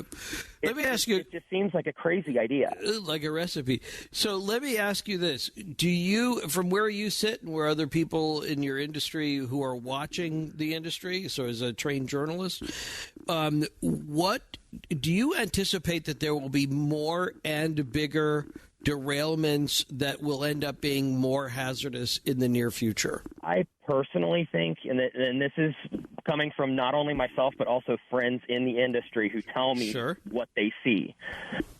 If the government doesn't put some kind of regulation on train sizes or something to control how long they are or things like that, we're going to have more problems just like this, because basically they've been allowed to run unfettered, so to speak, ever since the deregulation in the 80s. When the rail industry is deregulated in the 80s is when the railroads got a lot freer hand. And, at first things were great. But now, as people have, tried to make more and more money more and more quickly, it's led to some dangerous practices, and the government really needs to rein it in. Right. And this is not just me speaking personally. This is for instance. No, I'm good. As well. So, what can we do who don't own trains, who aren't politicians?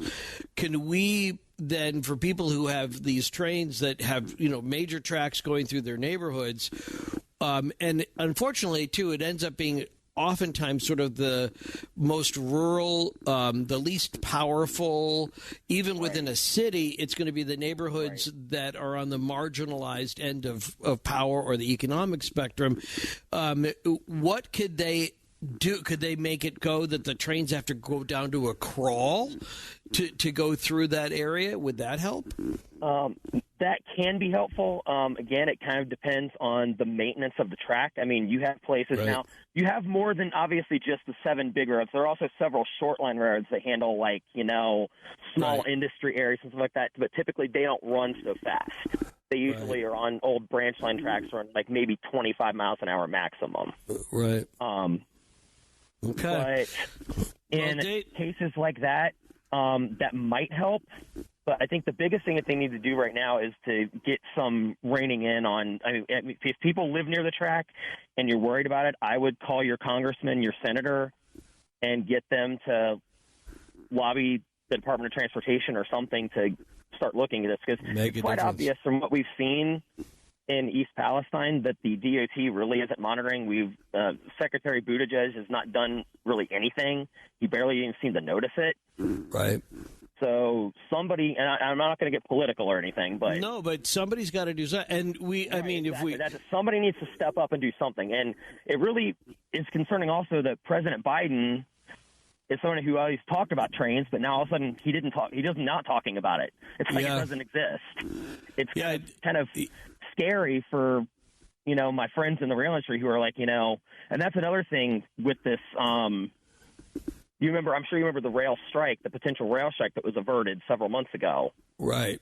Some of the workers still feel betrayed by the administration because they didn't get the sick time and stuff they were looking for. Right. But I think a lot of them in the industry are very unhappy right now. So you're losing people, and that just causes, because they're losing people, they try to combine more and more. You see how I'm going with that. Yeah, I totally do. I will keep an eye on this, though. I think it's really interesting. And, I don't blame people for – I mean, he was supposed to be kind of the train president. And then the last guy also was the one that repealed some safety measures, which would perhaps – it's not political. I mean, every party – If every party's doing it, and yet it's like disappointing that nobody's caring for the people. If you just look at the donations from the rail companies, they donate to both parties – pretty much equally. Yeah, they buy them. They buy them out. They buy them out. Dave, I appreciate that. Have a great night. That was a very informative call, and I'm grateful. Let me get to Ryan, who's in Ohio, east of the Rockies, on Coast to Coast. Ryan. Hi, Ian. It's Ryan.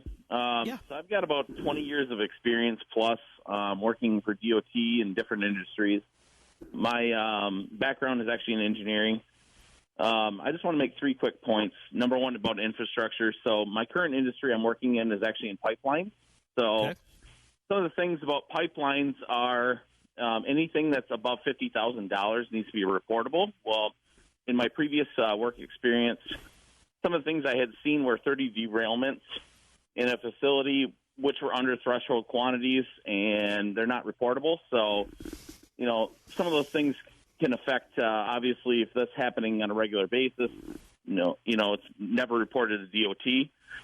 The other thing is RMP. So a lot of people don't know, but the EPA has requirements for risk mitigation planning for facilities holding certain threshold quantities of certain chemicals. I had previous experience with anhydrous ammonia, and anything over 10,000 pounds was reportable. Well, you can transport as much as you want pretty much by rail. So the issues there are, what you can have on site for a facility is not the same regulations as it is for carrying and handling by rail. So if you have a leak, it's completely different.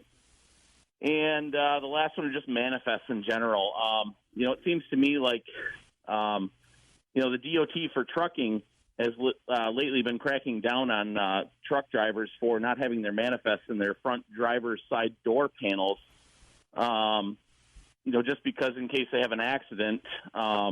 Easier to find them.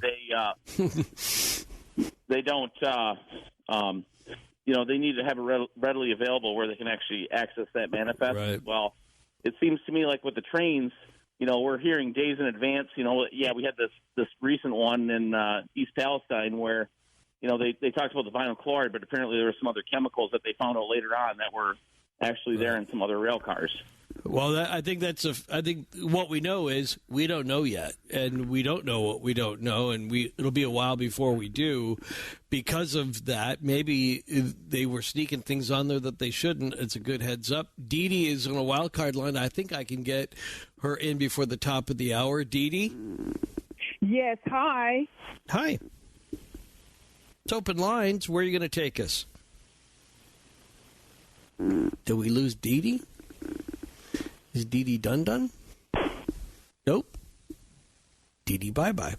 Let me go to, let's go to David, who's in Coolidge, Arizona, on Coast to Coast. David? Yes, thank you for taking my call. Yes, sir. Ian, this is an extremely important call. I'm almost 80 years old now. When I was 15 years old, I grew up in Coolidge, and we had flagstone quarries up in northern Arizona, about 50 miles west of Flagstaff. We got word that the main transcontinental railroad running through that area from Chicago to L.A., Santa Fe, was in the process of realigning their main east-west trackage. Well, we had millions of tons of flagstone, and that could not have been better news. It turns out it's the worst thing that could have possibly happened to us. There was also a very bad train wreck in the process of Santa Fe realigning its trackage. What year was that? Immediately west of our property, Santa Fe had to make a man-made canyon. My dad, who would now be 134 years old, was 70 at the time, and he went down and told the Santa Fe, he went down and told the construction people that you can't leave this like this because the flagstone on the north wall is sloping towards the track, and above it is about 20 or more feet of Kaibab limestone. Dad told him that when that got wet, that flagstone would slip. Dad said that the construction people, Morrison and Knutson Construction Company out of Boise, Idaho, he said they were respectful. They told him he needed to go talk to Santa Fe. So Dad took it upon himself to drive into Williams. He found the Santa Fe engineers. Dad said that they had no respect at all, that their attitude was, "Oh, man, we know what we're doing. Get the heck out of here." My dad was a person that grew up in the West. I got about 30 seconds, but tell me what happened. Did it collapse? Well, in the Arizona Republic newspaper, the headline showed the headline said General MacArthur died, and over on the right side it had a picture of General MacArthur with his pipe in his mouth. Over on the left, it had an aerial photo of this Santa Fe passenger train all folded up in this man-made canyon. That's all we got time for, but I appreciate the story because we're hitting the top of the hour. We have another hour of open lines. Where are you going to take us next on Coast to Coast AM? This is Ian Punnett. All right, I'll take this. So sorry. We played a lot of Kid Rock there for a second because we had a major disruption. This hasn't happened for a very long time. I don't know what happens sometimes between where I am in Kansas and Los Angeles, but every so once in a while, there's just like this, it's like something on the line, somebody's testing it and whatever, or there's some local thing. I don't know, but it kind of went blank. And it was just as they were wrapping up the break, and it was just as they were going into the bumper. So sorry about that. Good thing it happened there as opposed to in the middle of a segment. So we all seem to be back to normal, but it just completely, we were just cut off. We couldn't talk to each other. We couldn't hear each other, and we were communicating through texts on cell phones. But anyway, that's why Kid Rock ran a little long there. Cool tune, though, on Coast to Coast AM. And, okay, so we have a lot of open line calls to get to, and if you don't have an open line yet for you to grab, we'll make one for you coming up next on Coast to Coast AM. This is Ian Punnett. So we're getting back to open lines on Coast to Coast. Sorry about, again, that prolonged bumper at the top of the hour. Couldn't be helped, but thankfully it was a cool tune. Michigan is where Ron lives on Coast to Coast AM on a wild card line. Ron? Good morning, Ian. Hey. Ian, first of all, excuse me, did you know that Agent Orange was made in Canada during the Vietnam War? I did not know it was made in Canada. Nope. Yeah, I got that out of Vietnam Magazine. You could look that up. But, interesting. You know, these train crashes, railroad crashes, I have no proof of this, but I contended some of it may be sabotage. That's interesting. By whom? Well, we are at war with Russia right now. You can call it proxy, this, that, or the other thing, but we're killing Russians. And we've heard of the strikes deep within Russia against their munitions plants and airfields, and nobody's taking credit for it. But we have already admitted in the New York Times that every special forces of every NATO country is at work within Ukraine to fight this Russia-Ukraine war. Right. And I'll bet you, unless we capture it, one of the special forces, you won't know about it until about 5 or 10 years later, if we're still around when they write their book. But saboteurs, I believe, are sent from Russia, and they may be posing as hobos. They may be just regular people blending in with but they go to rural areas and they know the railroad routes. They know the cargoes, and they strike. And it's why there? Why East Palestine? Why? It was a couple of reasons. Number one, it's remote. They pick remote areas, but this one here, it seems like it has history because there was. You're talking about a book that was written about it and stuff like that, and they may be. Well, but the book was written about a truck. Understood, but okay. But wait, hold on. But we know because we have a video that it was a wheel coming off. So are you suspecting that the saboteurs loosened the wheel on the train? Oh yeah.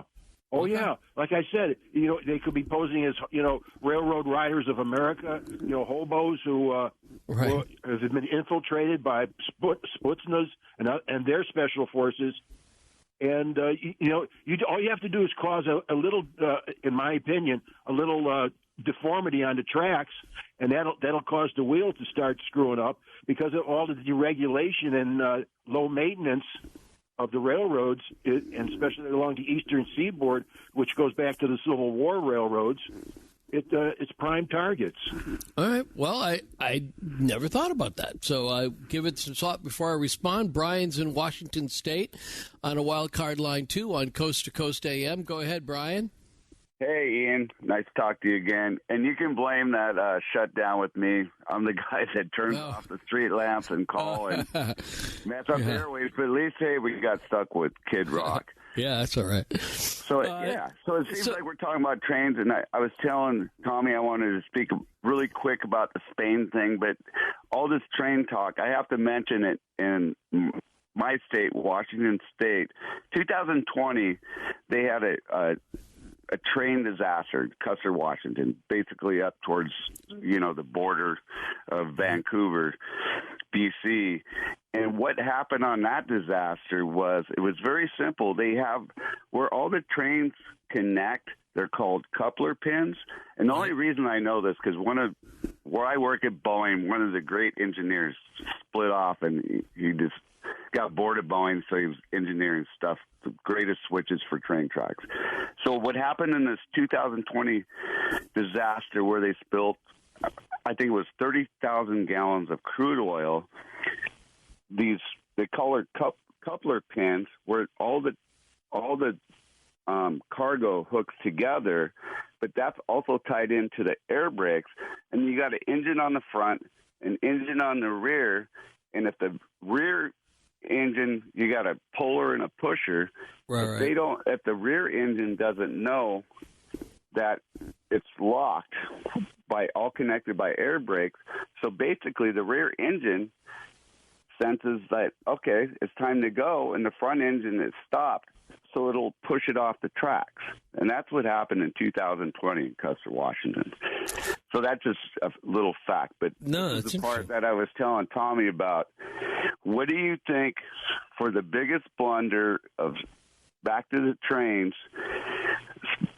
I don't know who the officials are in Spain, but they bought 31 trains for around 258 million our currency, and they didn't compensate for all the tunnels that, the old tunnels through Spain. They're too tall. So now they got to wait like 3 years to have all these trains. They got to drill them out. Yeah. Whatever they're going to do. Oh, that's so funny. That's all I got. Well, I appreciate that, Brian. Let me go to Mike, who's in Nebraska, not too far from me, on a first-time caller line on Coast to Coast. Mike? Yes, sir. Hey, welcome to Open Lines. Well, I appreciate being on. I thought the cowboy baby buffer music was playing for me because I'm hauling cows across Nebraska. I thought that was like my walk-in song. I love that. Yeah, we should have that. But anyway, I was a engineer for 2 separate Class 1 railroads, and I left the railroad. The work environment at the railroad, and this is what a lot of people don't understand, is incredibly hostile from management to train crews. And I heard you say earlier that 60% of train derailments and everything are human error. Well, that was what Jim Poesl, the host of Safety Wars, said. Yep. Yep. And this here could actually turn into a human error issue. I read that they went across a defect detector, and it showed that they had a defect, but they kept going. With hazardous material, they should have stopped immediately, and it should have been a walking inspection. But they may have been ordered to continue on for some odd reason, which they never should have been, because your caller, Dave, is exactly right. It's all profit-driven. Yeah. And they're actually trying to push right now, and this is one of the reasons I left the railroad, is that their training is absolutely atrocious. They are pushing conductors through their classes so fast that they are not able to understand all of the material that they're being subjected to. And what the railroad is trying to do now, strictly profit-driven, is go to one-person crews where it will be an engineer only. They'll be the only person on these trains, which is incredibly dangerous, and people should call their congressman and beg them to put a stop to one-person trains. That should never be allowed to happen. If that's a thing, that shouldn't be a thing, and that's really interesting because, I mean, we've seen what happens when you get rid of the oversight from the back of the train and the front of the train. But I think you make a really good point, because it's not that we don't want them to make a profit, right? I mean, everybody's got to make a profit in our economy. The question is, are they making a profit, whereas then the government's going to come in and pay for these massive cleanups, or they're doing those weird actuarial things where they say we can make a greater profit and pay out for loss of life, property, environmental damage. It's still cheaper in the long run for us to do that. And that's the tragedy of that. Mike, I appreciate that. Let me get to Gene, who's in Tacoma, Washington, on Coast to Coast. Gene? Thanks for hanging on. Oh, that was wild card 3. Did we lose Gene? Maybe I took too long. Okay, let me go to Dennis, who's in Georgia, on Coast to Coast. Dennis? Dennis in Georgia, east of the Rockies. Ed, who's in New York State, on Coast to Coast. Ed? Yeah, thanks for having me on. This is probably the most important phone call of my life. Well, good. We won't screw that up. Go ahead. I hope I don't lose my signal. I am a locomotive engineer. Been 20 years, and everything that people are telling you about the hazards of a railroad company are true. There's a guy named Hunter Harrison who came in the industry many, many years ago, and he's the father of precision scheduled railroading. If you slow a train down, you find defects, report too many things, you will be terminated eventually. And they will take their time, and they will make sure you'll never work in the industry again. I have reported hundreds of defects of locomotives and cars, track. Matter of fact, one defect I turned in was a culvert going through a swamp, which the main line was going over. Nobody inspected it. 30 days later, I'm running a train down it, and I saw the culvert collapse right in front of me. And I got the train over it without derailing it. And this wasn't the first time. I've turned in a lot of defects, and they talk about these detectors. They're mechanical, they're electronic, and I'll give you an example. One night I was working in a rail yard. The mainline train was going through, and I heard a squealing noise. So I got on the radio, and I called the crew and told them to stop the train. Even though I couldn't see it, I knew something was wrong. The rear car had a handbrake on it. 5 miles. The handbrake was tight. All 8 wheels were glowing solid red. Ugh. And the brake shoes were glazed, but they're still usable. Let the wheels cool. It was determined to let the train go. But that train had passed over 5 or 6 detectors at 175 miles, never tripped it. Wow. And I've done roll-by inspections. Recently, there's a man killed in Norfolk Southern, Alabama. There was a piece of metal hanging from a car. It went right through the cab of an engine, killed a trainee conductor. And the railroads are so dangerous, and it's all profit-driven. I've met managers. They're almost insane. They're given huge bonuses. And it's Hunter Harrison. He was given $300 million to come to work for the railroad I work for, and they fired 4,000 out of 14,000 people in over 10 years. It was called corrective action. In other words, they train you the way they want you to think. I've had managers stand right along a locomotive, come out and do my daily inspection, and they're daring you to find a problem. And if you do, they will make life miserable for you. They give what's called proficiency testing. You fail so many proficiency tests, you're fired. And I've been in the company hearings. As a matter of fact, I had a train with a lot of hazmat at a major terminal. Got on board the train, the paperwork wasn't correct. And I told them I needed the paperwork. They ordered me to move, and I told them it was a violation of rules. And the train was delayed by 45 minutes. The company gave me a hearing at the kangaroo court, and they thought they had me. And the last end, you're asked to give a statement, and you're asked if you get a fair and impartial hearing. And I said, no. And I had and I read it into the record, and I quoted federal law, which actually, the company's policies actually violated law. And I walked out. The only hearing I ever won. I walked out, but I've had a target on my back all these years. And when they mentioned about contamination of the railroads on the property, when I first started, I was working with a conductor in a yard. He slipped getting on the side of a car to ride out cars. I went to the hearing, first one I ever been to. The company asked me if I approved of the accident report. I said, what accident report? I never saw no accident report. I was never interviewed. So I was a company witness. They turned around, they gave me the report. They pressured me to agree to it. And I said, hell no, I don't agree to this report. I said, nothing is true. And I said, you got the man for 6 violations of the placement of his feet, and turn around. I said, what about all the contamination of grease and creosote and oil and diesel fuel in these yards? The company official says, we're not talking about that. I said, well, you would be if it's my hearing. Right. And they threw me out as a hostile witness, and I was a company witness. You know, that you speak to a bunch of things that I'm sort of playing catch-up on, but I find it interesting. So let me ask you one quick question then that I mentioned, ask somebody else. Based on your experience, what would be your prediction about a major train derailment involving these hazardous chemicals, flammable chemicals, with creating a major loss of life in the near future in this country? Well, another caller before me mentioned about terrorism and all that. Yeah. It's not terrorism. It's lack. Well, they've actually cut for the Wall Street boys.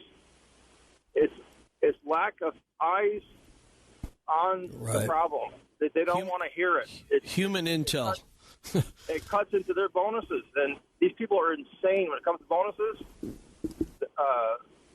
It's unbelievable what they pay these managers to just ignore issues. And here's the other thing too: the FRA, the Federal Railroad Administration, they make these railroads. They try, and there isn't enough federal agents out there. There isn't, and the fines are a joke. It's a cost of doing business, and like you said, it's cheaper to kill somebody than it is to fix the track.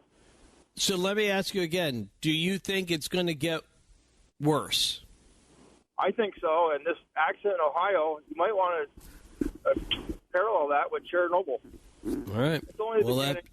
We'll have to leave it there because we're coming up to the bottom of the hour. You're not the first person who's drawn a comparison there. By the way, the guy he was talking about was Hunter Harrison. I had to look it up. He is passed back in 2017, but he had a pretty brutal reputation as a cost cutter, so I understand now better what he was getting at.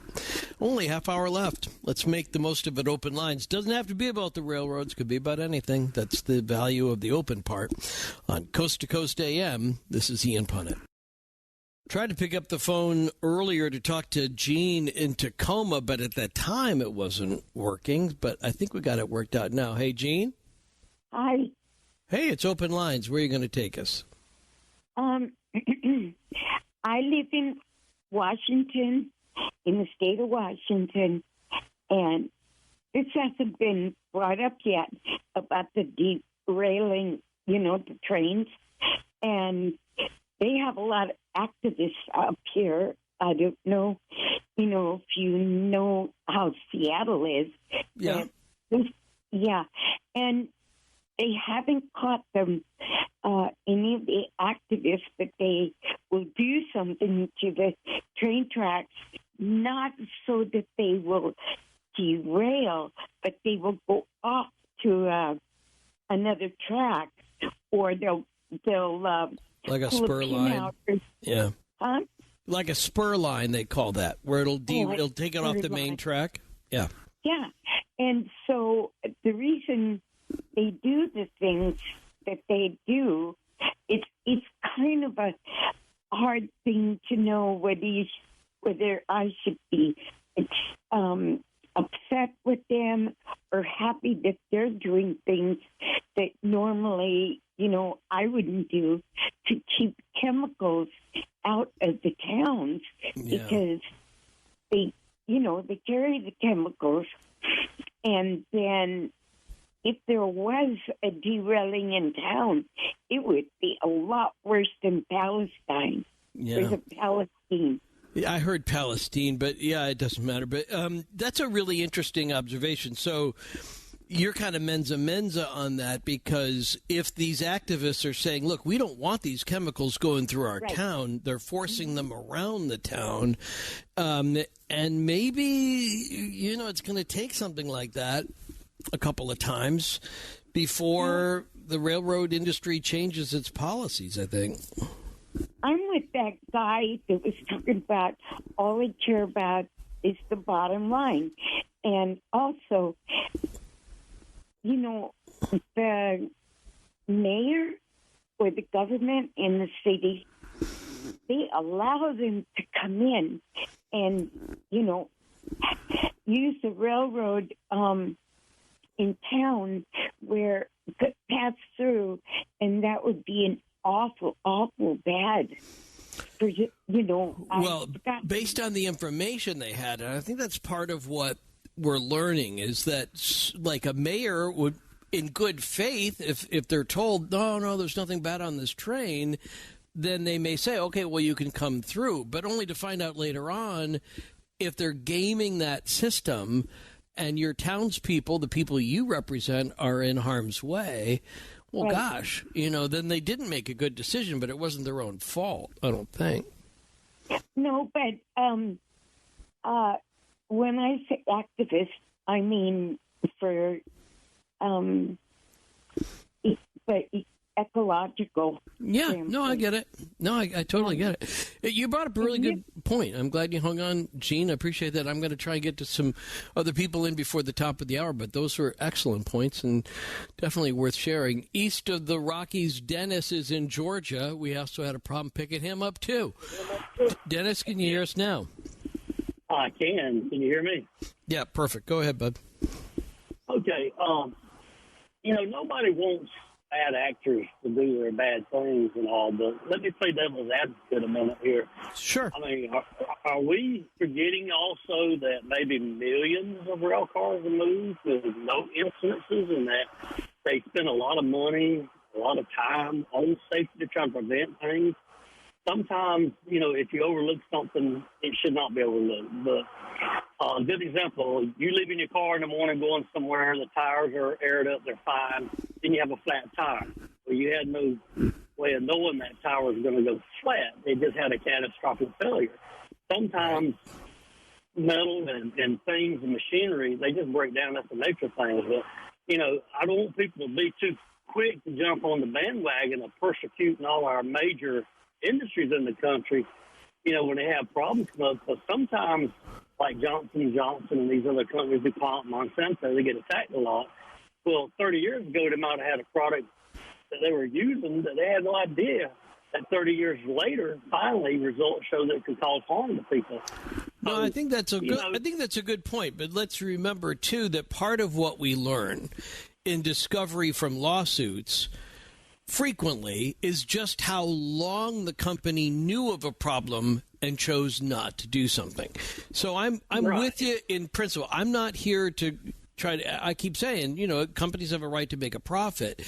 But if their idea of making a profit, and this is just a proposal, is so that it's going to be on the back of the taxpayers because they're going to make a mess and they're going to go, see ya. And then they're going to fight it in court. Then it ends up they're sort of shifting that ledger, Mark, over to another entity that's going to pay for what they could have done more with if they had been more preventative. Fair enough? You're right. Right. And I don't disagree with that one bit. I agree with what you're saying, but I just they've made our lives so much better over the 150 years, all these major corporations and entrepreneurs and all that. They should be held responsible for their wrongdoings. But on the other hand, if it's not intentional or they didn't know about it, I want everybody to be careful to that's fair. Give them the benefit of the doubt that they're trying to, you do the right thing most of the time. And it's not you have bad actors, but I mean, if we don't have these companies doing what they do, we'll all be back to being hunters and gatherers. And you're talking about eating the Canadians. Once all the roots and the animals are gone, there's nothing left to start eating each other. So yeah, that's okay. These large companies and these railroads, they've been providing services and goods and making our communities better and that's a good. That's a good argument. That's a good argument. I accept that. But then there's the other side to that, though, too. You just got to hold those two things in tension. So it's not a zero-sum game. And so, yes, they do that because that's how they make their money, right? They're not doing it to be charitable. They're not doing it to be nice.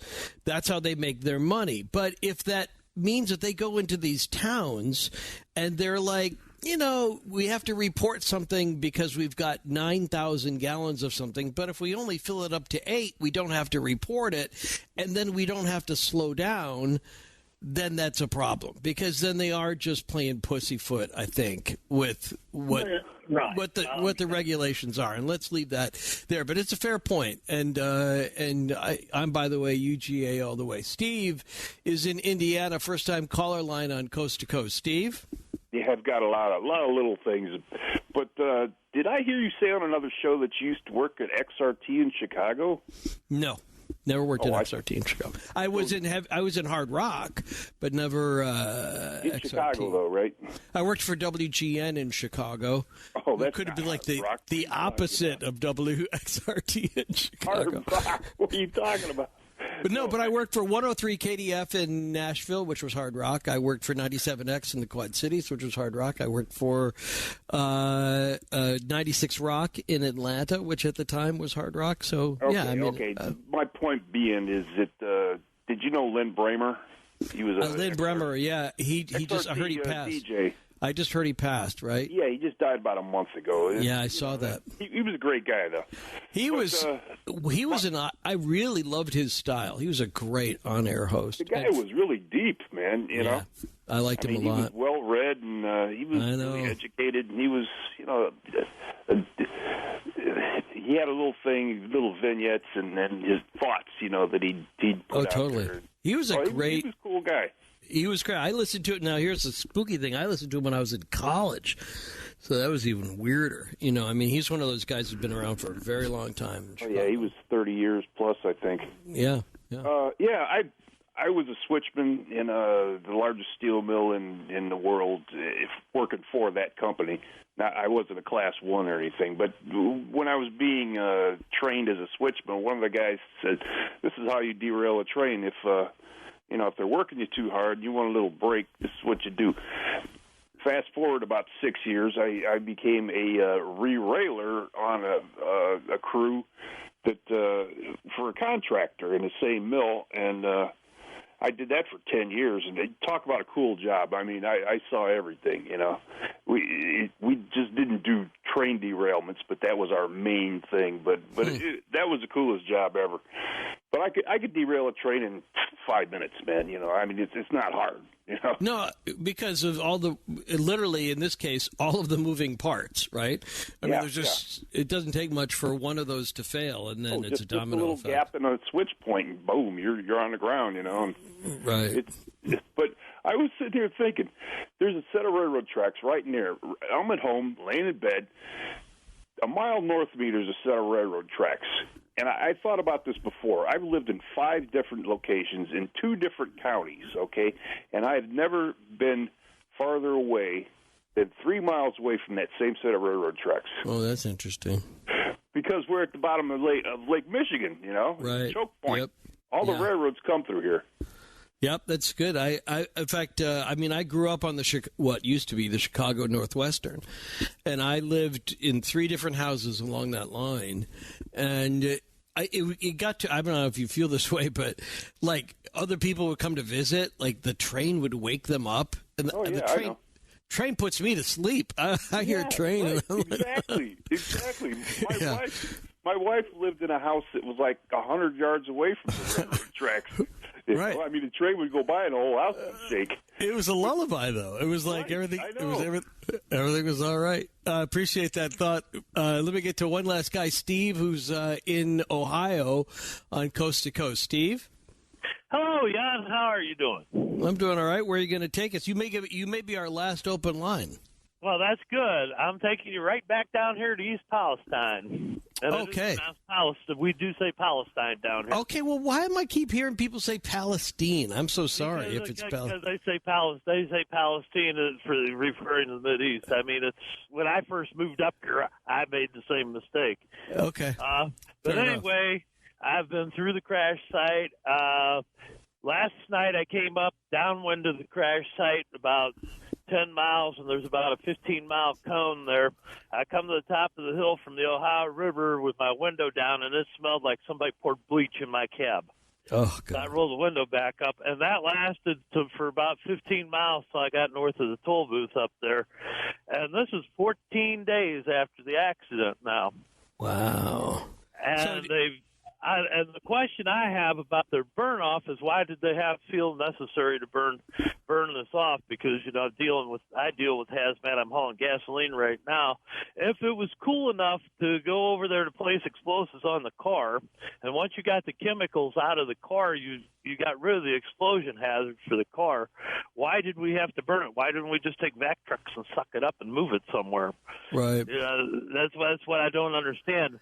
I'm sure everybody that's listening out there has seen pictures of that horrible cloud. Yeah, it's a twisted mess is what it is. Yeah. And we haven't seen the beginning of this yet. all those particles went up in the air. They landed somewhere, and when it starts raining, that stuff I guarantee is going to penetrate the groundwater. Where this is going to end up being one of the most environmental disasters that we've ever had in this country, I believe. And what has happened is exactly what me and my buddy were talking about the other night. I says, you go around Columbus, you go around Cincinnati, you go around these big areas, the tractor trailers, the trucks hauling hazmat got to take the outer belt. Right. But, yeah, all through the while, all the evil things on the railroad runs right through the middle of town. That's a really good point, because we all see those signs, right, that say for trucks. Cargo, got to take that out. Yeah, and this is just exactly the point we were talking about the other day, right before the train derailed. Was they've got all this stuff going right through town, and it's there's a lot more catastrophic stuff running on the rails than what we haul. Yeah. Are you prepared for? Are you prepared for something like that? Like, how do you, I mean, you're hauling gas. Yeah. What's your survival rate if something happened to you when you're driving along like that? Well, that's usually pretty good. We lose one once in a while. My company just lost a driver up in Akron. Something happened to him in the night. We'll never know because the cameras had a 15-minute delay, so that all went up in the fire. And he burned to death in the truck. But we had one roll over three months. I think actually it was a month prior to that, and he made it out all right. He was roughed up a little bit, but I mean it's. Sometimes you win, sometimes you lose. It's an expensive spill no matter what, just in the tractor trailer. Right. But, gosh. Well, I appreciate you sharing them. Yeah, this just brings out just great memories. I realized I've been out here for 30 years in Northeast Ohio hauling gasoline, and this is the very first time that I've got in through coast to coast. When Art Bell started the program, this used to keep me company all night, and that's still doing the same thing. Well, just keep this in mind. You're keeping somebody else company right now, so you passed it along. Yeah, I wanted to just pass around some of the information because I'm here on the ground in the area where the stuff happened, and I had some information. No, it's good, and I mean, it makes it even the idea of rolling up your window. I mean, I'm glad you did that and all, but isn't that kind of like duck and cover? I mean, something that bad, a little roll window isn't going to help save your lungs any if it's coming in through the vents in your dashboard. But look, I'm not trying to be a pessimist, but I just think we got to be. This raised a lot of issues, and we started with that concept of 1,000, of these train derailments. So let's stay focused and let's be safe. And thank you, Jim Poesl, our guest in the first couple of hours. Go back and listen to that, or link up to him and listen to his safety podcast. Coming up tomorrow night on Coast to Coast first hour, a friend from Ukraine will give us an update. She's been bombed at a few times. And then the main guest is the paranormal detective. We'll be talking about these balloons, and he'll be drawing some parallels between what we're going through right now and the Roswell crash. In the meantime, Deus te amat, and I do too.